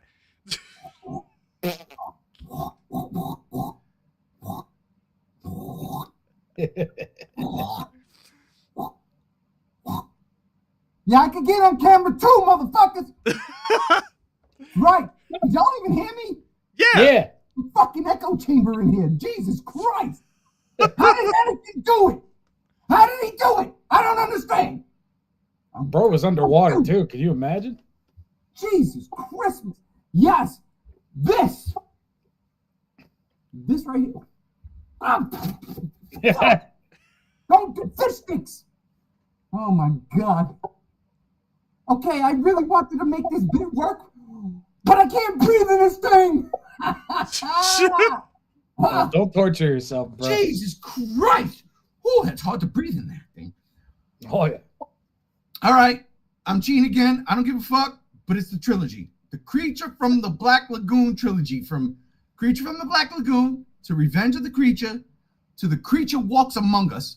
You watch all 3 of those movies back to back to back, and my personal favorite is the first one. But fuck me. Those movies have no business being it. The second and third one have no business being as good as they are. And those movies are fucking great. I can't sit down and watch the first movie without having the second and third one ready to go. And I'll tell you this, I never knew when I was a kid that there was 2 other movies. Remember those dope ass orange and black fucking horror books that used to come out back in the day? Way back when. Oh my God, I forgot what the fuck they were called. Shit, classics, whatever. Horror classics. Well, then that's where I found out that there was a sequel to The Creature from the Black Lagoon. And a threequel, if you will, where, and at the time I was like, well, that's fucking stupid. He got burnt up in the second one, or the beginning of the third one, I forgot what it was, and they fucking de-gilled him, and he used his lungs, his actual lungs, to start breathing air. So now he lived on land. And that movie, again, it shouldn't work. It shouldn't work, especially at the time. Like, think about this. Hollywood, the golden age. You make these creature features. You've got the Universal classics, all of them. Dracula, Frankenstein, the Mummy, the Wolfman, Creature from the Black Lagoon, The Bride. Then they start getting sequels. But I'm telling you, outside of Frankenstein, because The Bride of Frankenstein is probably the best sequel in that whole fucking thing, the Creature from the Black Lagoon 2, aka Revenge of the Creature, is so much better. Jaws 3 literally ripped that movie off. Damn. They capture the creature and bring him to SeaWorld. I'm not even making it. They bring him to SeaWorld. He's in an aquarium and people are paying to see the creature. It's fucking crazy. And then the third one is, again, I got the picture up here. Look right under out. The freak out. He's right there. That is what the Creature from the Black Lagoon looks like if he was human. That's weird. Super 7 put out all three of these in reactions, and I am not embarrassed to say that I went and paid a pretty penny for this guy and the second one. I did. Oh, I paid some money. I don't give a fuck because I wanted them. I was like, because you know what? These movies are fucking fantastic. And you know, people get turned off from black and white movies. We don't, because we love Godzilla, so we'll go watch 54 and have a fucking good old time. This, to me, like the Universal monsters, these are absolute classics. But the Creature from the Black Lagoon, man, it's I guess it's the thing I gravitate to. The underwater thing, the fishmen, the gillmen, the monsters from the deep. Dracula's a vampire, Frankenstein's a zombie, the Mummy's a fucking zombie also. The Wolfman is scary as fuck. I don't want to deal with that guy. But they're all curses. They're cursed. Frankenstein is cursed because they brought his body back from the dead. Dracula's cursed because he's a vampire. The werewolf's cursed because he's a fucking lichen. The Mummy's cursed because the Egyptians cursed him. The Gillman is evolution. Yeah. That's what I love. I fucking love about it. And again, take nothing away from, The Shape of Water. That is a absolutely beautiful movie. Absolutely beautiful movie. Agreed. But that first, man, the Creature from the Black Lagoon trilogy, literally, it is a, in all of Universal's movies, this is the one where you see the absolute evolution from beginning to its very end. And to be fair, yeah, go ahead. To be fair, yes. This is the first time I've ever heard that it has sequels. What? So I might have to go watch them. Oh, damn. You're going to have a good time. Yeah. I'm going to tell you right now, man. It's the beginning, middle, and end. And the middle is shaky because, in the first one, well, you got to kill the creature, right? So they kill him, quote unquote. But he's alive, and they capture him in the second one, and they bring him to Florida, and now he's a fucking attraction. But the third one, the way it comes full circle, so I'm not going to spoil it. The way it comes full circle, the fact that they tried to make him a man, the humanity in it, it just baffles me that this is what we were getting back then. But again, I guess it shouldn't, because the heyday of Hollywood was back then. And you can take a fucking monster tale and turn it human way before any of us were born. And yet what we have grown up on is Star Wars, Jaws, Godzilla, all that stuff. And yeah, we could get humanity from a lot of the horror from today. But this trilogy, I advise everybody, man, I'm not even lying. Watch all three back to back to back. Friday, Saturday, Sunday. Just watch them. see this evolution, and good God Almighty, I fucking loved it, man. That should bring a tear to my eye. That's my number 2. The Creature from the Black Lagoon trilogy. I cheated twice, back to back. Hey, that's all right. That's all right. And it's still not my cheat. Oh, we still have a cheat, huh? Yeah, before we go number 1. So, I'll do my number 2. I don't have a cheat, so if you guys want to use your cheats, feel free after this. Well, you should find a cheat right now. Dude. I don't have one. This is kind of my cheat. My number 2's getting bumped. I was going to say Stephen King's The Mist. Oh, that's a good one. Damn it. I love that fucking movie. I truly fucking do. And maybe I'll count this as my cheat. My cheat's 2 number 2s. There you go. Look, The Mist is fantastic, especially if you watch it in black and white. It is a true 1950s traditional creature feature, but modern day. It is a fantastic movie. It's a fantastic satire of religion. It's brilliant. That movie to me is a 5 out of 5, but there is another 5 out of 5. And I can't not talk about it. I fucking love Tremors. Motherfucker took my cheat away. Goddamn! I find fucking another one. love Tremors.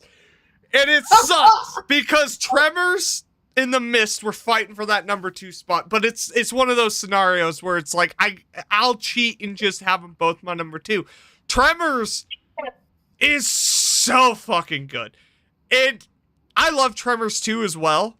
Equally as much as the first movie, might I add. Fred Ward, fantastic. Or is it Burt Ward? Fucking everyone in the fucking movies. But that first movie literally made Jaws, but for the desert. And I live in the motherfucking desert. And I've lived in the motherfucking desert my whole life. Every time I would go camping out in the desert, I'm like, where are the graboids? Listen, Factual. I highly recommend both these movies. Stephen King's The Mist is a fantastic 1950s movie in the modern day, whereas Tremors is a fantastic ripoff of Jaws. But it's not at the same time, I will add that. Well, the film's original name was Land Sharks. So. Yeah, so check both of them. Listen, to sit here and say check both of them out, as if no one's watched The Mist and fucking Tremors. They're both 5 out of 5 movies. Seriously, check them out. Mm-hmm. Mm-hmm. Dude, I yeah, that shit right there. Tremors. That's why he's up there. It was hard for me because like I was so back and forth, and I'm like, at the end of the day, Tremors is tried and fucking true. It really is. You can always put Tremors on. Yeah, you know what? And I think I feel you on that because with The Mist, and I fucking agree. The Mist is a 5 out of 5 for me too. With The Mist, though, it's more not supernatural because they're coming from another dimension, but it's more about the human drama. Oh, what the fuck? Is that a Mr. Hanky? What the fuck?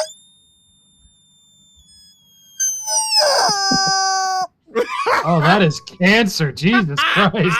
Oh my gosh. What the fuck is that? I've been asking That for a was a- rubber chicken because I'm a fan of Svengoolie for years, and the wife bought me a burnt rubber chicken.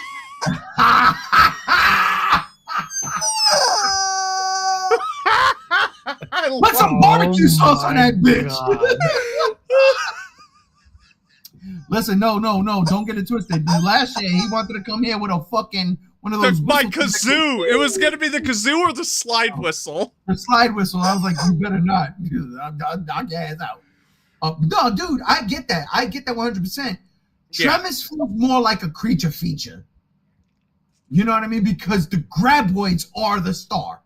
They really are, and that's where it was so hard. But at the end of the day, they both had to fucking be there. And just like Bill Clinton did on his wife, Gam, what's your cheat?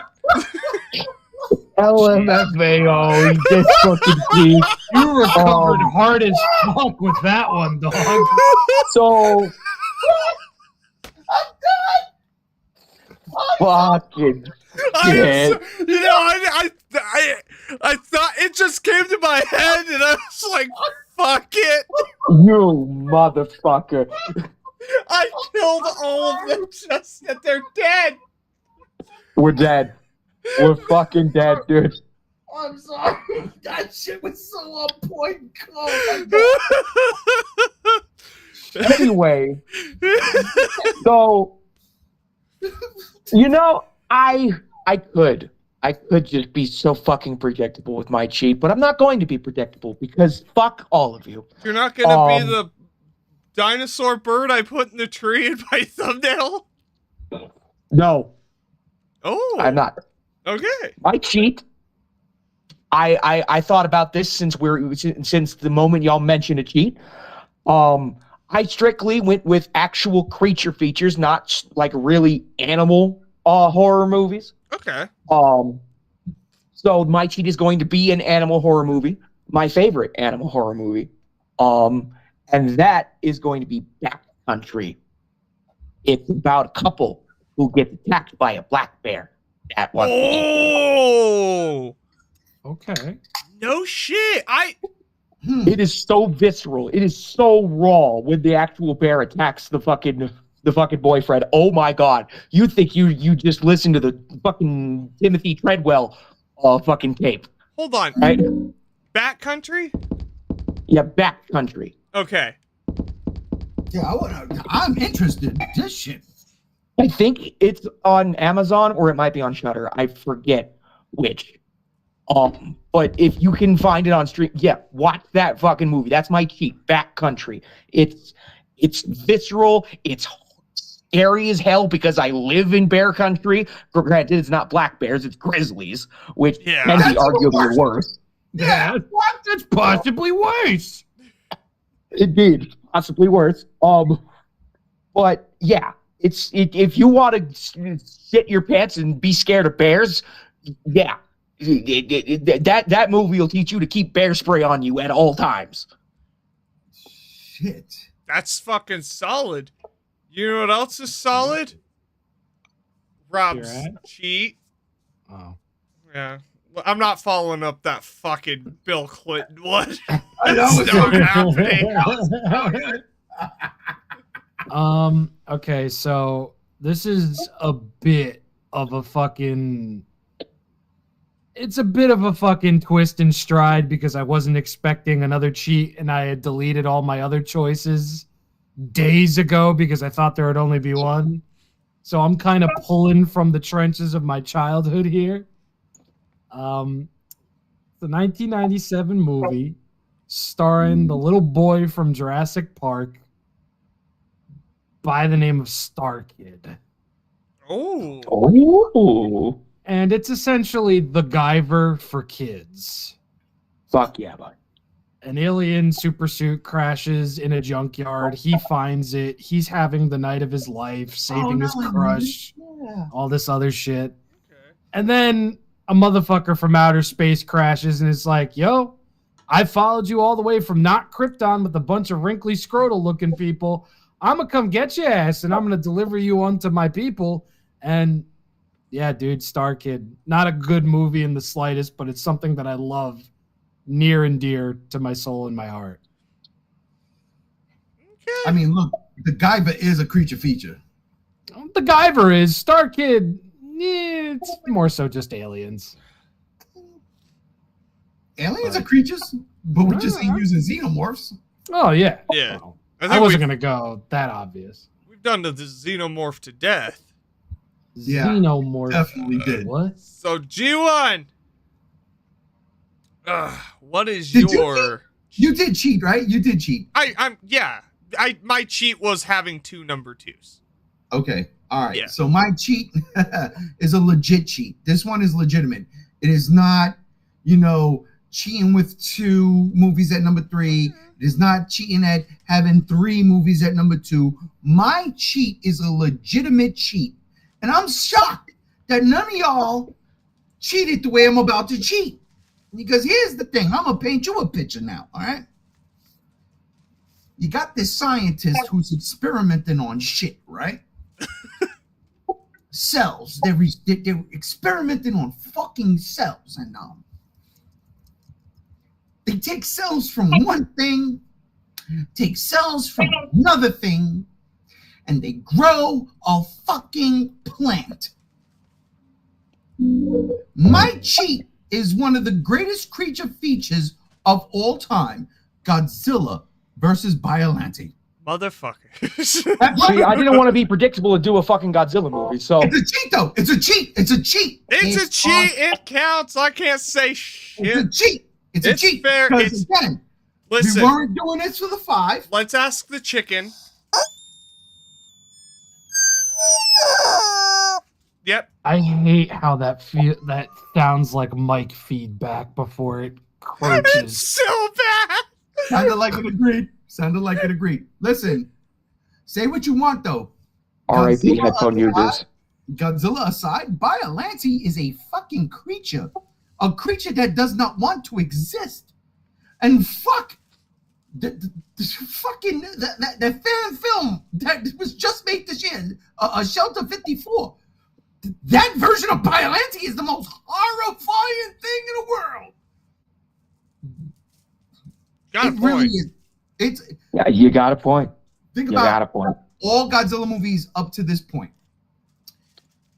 This thing was created by man and turned into a creature. This thing doesn't want to exist. Godzilla doesn't give a fuck. He wants to exist. I've been here. Who the fuck are you? You're in my way, humans. You're in my way, monsters. I'm coming to kill you all. The king of the monsters, literally. I mean, I could have went Shin Godzilla, but it's a creature feature.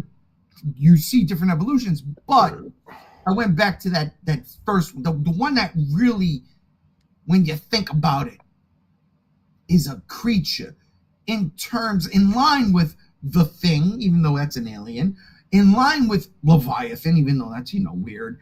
But Leviathan actually works better because it was man-made. It's a man-made monster.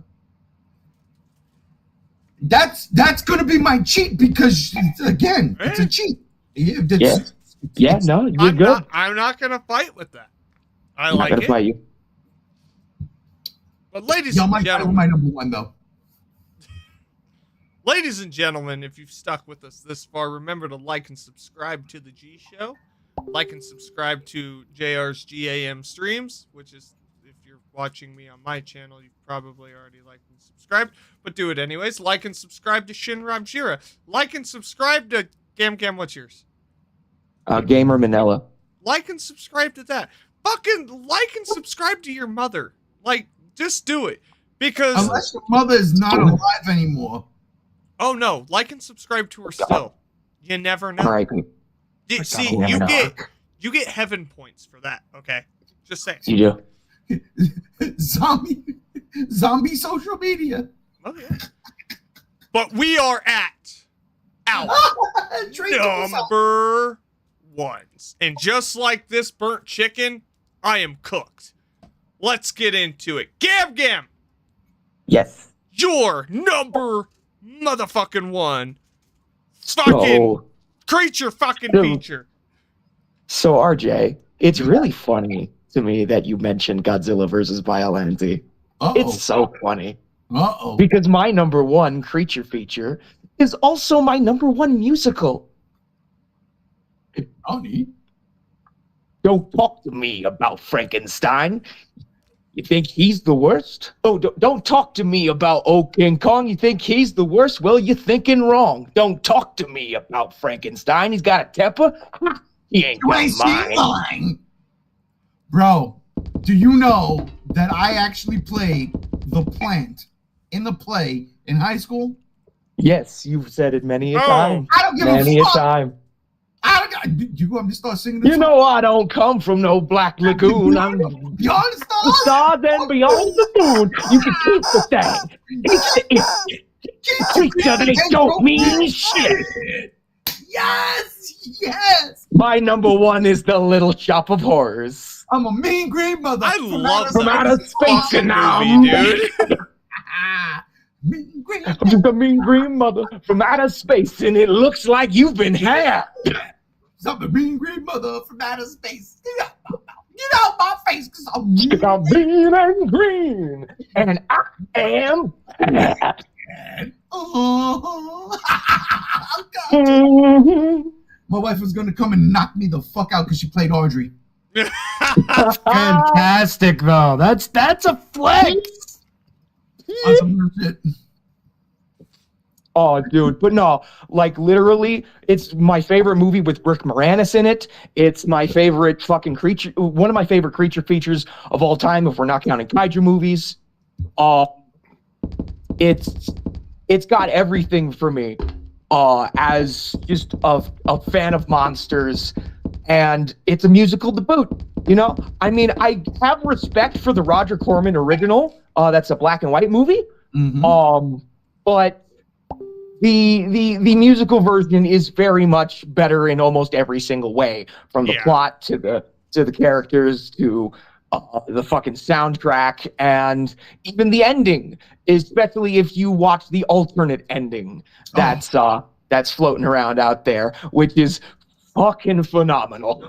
They should have used that. That's the original play ending. We did that on stage. We did that. Hell yes. Oh shit, bro, man, you got me in my feels right now. Stick around, ladies and gentlemen. When JR's podcast's over, everybody can leave. I'm gonna sing to you. So did my number one satisfy you, Rob? Because you asked for what my number one was in private earlier today. I did, because I was curious, and you know what? It did, because that is exceptionally on brand for you, Gam Gam. That is a Gam Gam pick, and I mean that with all of the honest to goodness in my soul. That's a Gam Gam pick, and I respect it. Listen, Hell yeah. that is fucking solid. I fucking love that movie. You know what else I love? What? Taking a number one? What is that, a P or a fart? Well, what would a fart be? A zero? Yes. I don't know. I'm gonna spooky dookie on over to Rob and get his number one. All right. My number one will come as no surprise. I don't think, at least. I mean, I'm gonna be surprised. So, in 1997, this lovely gentleman Titanic. did a movie that was ripped to shreds by the studio and two sleazy pieces of shit called the Weinsteins. You gotta be fucking kidding me. Fucking Weinsteins. God A couple damn. years later, this guy, he directs another movie. He fled the United States. He went back to his hometown, his home world of Mexico. And he created a banger that spoke to Hollywood in such highest amounts that they said, "Hey, yo, listen, bro, we got a sequel to a movie that did bank last year. We need you to come through." So he did it. And then 2 years later, he does another movie that nobody was fucking expecting with a good old friend of his that was in his first film. Good times were had. It was great. And then in 2005, he's like, fuck this. I'm going back to Mexico. And I'm going to make what is going to become my magnum opus. Oh, I know what you're talking about. I hope you do, because my number one creature feature of all time, forever and ever, comes from my goat, my god, my man, Guillermo del Toro, and it's his movie, Pan's Labyrinth. Yep. As soon as you said he went back home, and I was like, oh, it's fucking Pan's Labyrinth. So the beauty of Pan's Labyrinth can be, I mean, from a surface level, the creatures, the suit work, Doug Jones learning Spanish to such a point where they had to dub his Spanish over with another actor. He did so well that the actor was able to meet his every inflection, and he actually praised Doug Jones for it. You have beautiful moments with the fairies. You have beautiful moments with one of my favorite Del Toro creatures ever, the Pale Man, who had his eyeballs on his hands because he performed his act of greed and malice with his hands because he ate so much. There is so much to unpack with this movie. There are creatures and monsters that are obviously creatures and monsters, but some of them just look like fucking humans. This movie is fucking beautiful. This is, without a doubt, Del Toro, to me personally, his best film to date. 2006 was a magical year for the man. And the fact that this actually acts as a soft sequel to his 2001 film, The Devil's Backbone, it makes it even better because it's happening at the same time, same war, whole 9 yards. It's beautiful. And the fact that 90% of that film is practical. There's a man or a woman in suit. There's somebody on stilts. There's rod puppets. There's some CGI here and there. But when you say creature feature and you're asking me what's the most fantastical creature feature that you've ever seen ever, Guillermo del Toro's Pan's Labyrinth will always stand out because it is the most Del Toro has ever Del Toro'd. Oh, yeah. It's all in Spanish. It takes place at a very critical time in like that country's origin. And it tells a beautiful, sad fucking tale about a girl who unfortunately had a mother that ended up with a guy who was the biggest piece of shit in the toilet. And I mean, I'm sure it's laden and fucking layered with messages and all this other shit that I can't get into because I am drunk. But Guillermo del Toro's Pan's Labyrinth it's a movie that I watch like every other month. Since getting it on the Criterion Collection, it's a movie I watch every other month. I go through the commentary, the bonus features, everything. It is one of my favorite movies to watch. It is one of my favorite movies to watch get made. It is one of my favorite movies to watch Del Toro talk about in and of itself because I can hear the filmmaker in his voice. I can hear the artist in his voice. Whenever he talks about that film, it's like talking to your kid who painted you a picture that they are extremely fucking proud of and is still on the refrigerator to this day. I love this movie. It's my number one creature feature. It's horror. It's wholesome. It's everything under the sun. I like it. I love it. Yo, I'm gonna be honest. I've never watched Pan's Labyrinth. Oh, it's good. Ooh. You're missing out because I am. It's a beautiful fucking movie. It'll jerk a tear from your eye dick, and bro, You'll also be slightly disturbed, but in a good way. not even slightly disturbed. There's some fucked shit in that movie. Oh, yeah. You know what I think it was when that movie came out. I was looking at it like, all right, it's a dark fairy tale. That's how I saw it, in the way I looked at it. And I was like, yeah, I'm not with it. And again, at this point in time, he ain't the maestro yet. You know what I mean? No. Like, and I'm not even gonna say that Pacific Rim put him over, but because of Pacific Rim, I was like, you know what? Where did he go wrong? Right? Like, what has he done that made me mad? Because when you started, I know you were talking Mimic. Yes. I remember that. And Mimic is a fucking creature feature. A horrifying one if you live in New York City. Or adjacent. Or if you live in the great state of the tri-state. Salud. Salud, no doubt. Because Mimic is fucked up.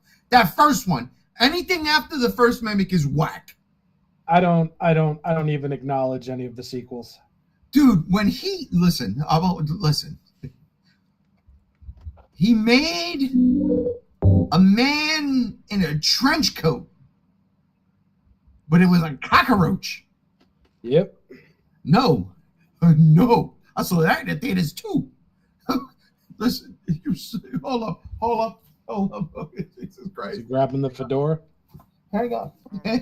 Here comes Grandpa. Oh, fucking no. I can't even see. Here we go.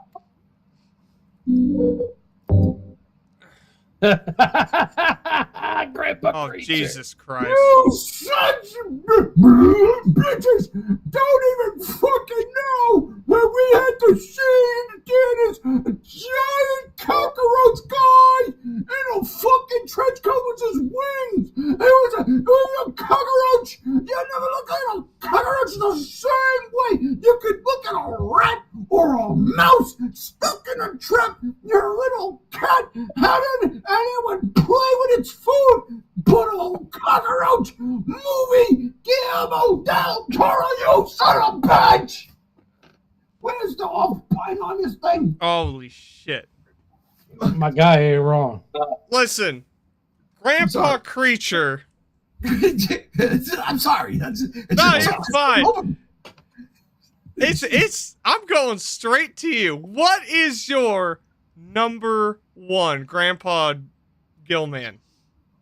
All right, my number one, and again, I swear to God, if we have the same number one. we don't. Oh, I guarantee you we don't. But if we do, holy shit. Not cheating again. This ain't a cheat, technically. Okay? Jesus Christ, that's what Bill Clinton said to Hillary. It's also what this current administration said to the American people. That is true as well. Whoa. Sorry, ICE. Come get me, Brooklyn bitch. It's not a cheat, all right? So my number 3 was, 2 movies, cheat. My number 2, 3 movies, cheat. My cheat was, kaiju movie. My number 1, it's not a cheat. It's not a kaiju movie. It's not. Because they vary in size. And it's a found footage movie.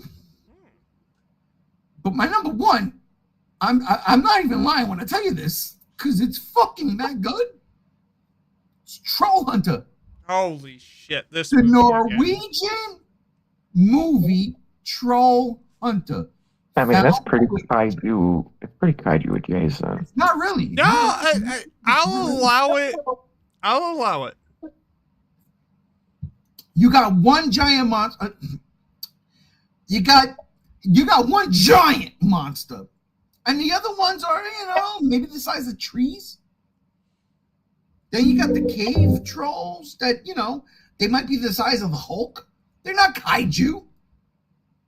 They're not kaiju. I mean, the ones the size of trees are, because, like, King Kong's the size of a tree. Listen. Hey, King Kong's not a kaiju. He's a monster. I will. He's The an ape. chicken has spoken. I'll allow Jesus it. Christ. I'm gonna fucking have nightmares of RIP headphone users. That's okay. Well, Namely me. holy shit. No, but seriously. Troll Hunter. Man, the first time I saw that movie, I was like, you got to be kidding. Because I thought it was a joke. It was like, this ain't real. I saw the trailer, I was like, come on, for real? This is not gonna be serious. I watched the movie, I'm like, oh my God, this is as serious gets. And at the end, spoiler, they get kidnapped by ICE. Well, it wasn't ICE, but I like to say that. But they get kidnapped. They were like, the fucking Norwegian version of ICE or Gestapo scooped them up and said, no, you're coming with us because this footage can't get out. Now, there's something so fun and whimsical about that, especially because it's a found footage movie. Because, listen, I love Netflix movie Troll. Rurtard, whatever. I can't even pronounce his fucking name, but you know what I'm saying. I'm drunk too. And the sequel trailer just dropped it. It's fucking GVK, not GXK. It's GVK. Oh my God, it's crazy. I can't wait for that shit. December 1st. Watch it. But Troll Hunter, a found footage movie, I think that's what it is. When you have good found footage movies, the ones that are done well, the ones that make you believe. Blair Witch did it. Y'all wasn't there. 1998, man, we was fucking stuck on stupid. Troll Hunter made me believe that shit was real. They did such a good job with that movie. And it's always going to be that non-Hollywood movie. Like Rob just said, the Guillermo del Toro that has a vision, Hollywood taps him, he ain't feeling what they want to fucking shovel him. He does whatever he got to do. They shit on him. He goes, all right, bet, watch this. Goes back, and then he makes Pan's Labyrinth. You know? He goes back and he does what he wants to do. Whereas right now, he's probably making the greatest Frankenstein movie of all time. Probably. Right? He is, without a doubt, top 3 horror directors of all time. Of all time. Yeah. And he is not a native of America. And that's what Troll Hunter did for me. It was like, I still don't know who the fuck made this movie. All I know is, for me, this shit was real. The motherfucking trolls in Norway. We need to go to Norway and investigate this shit and film it ourselves. Such a fucking good movie. Listen. Good Lord have mercy. And it was on Netflix when Netflix was, just doing their subscriber thing. Just, here's a billion movies. It's not there now. I own it on Amazon. Troll Hunter. Good God Almighty. Watch that movie. Troll. I love it so much. Listen. You know who to call to help out with these troll huntings?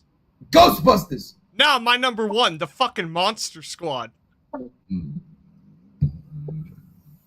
Time damn. out, real quick. JR. That was originally my number 1. I fucking knew it! I knew was. it! Listen. But that's why I said my unorthodox. Oh, yeah. Top. Listen. Monster Squad was my number 1. Monster Squad. We've had Gilman. We've talked about Gilman throughout this podcast. And I love Gilman. He's one of my favorite classic Universal monsters. And I think the Monster Squad is the best design for him. Personally. But you want to talk about the best creature feature movie, to me, you go with the Universal monsters versus the Goonies, essentially. Everything in the Monster Squad for me works. I rewatched it a couple of weeks back, and my God, I laugh. There's so many quotable lines in that movie. Wolfman's got nards. Stand out. Dracula's menacing. They kill the mummy. The mummy's dead. In the most hilarious way possible, as you so eloquently put it last Friday.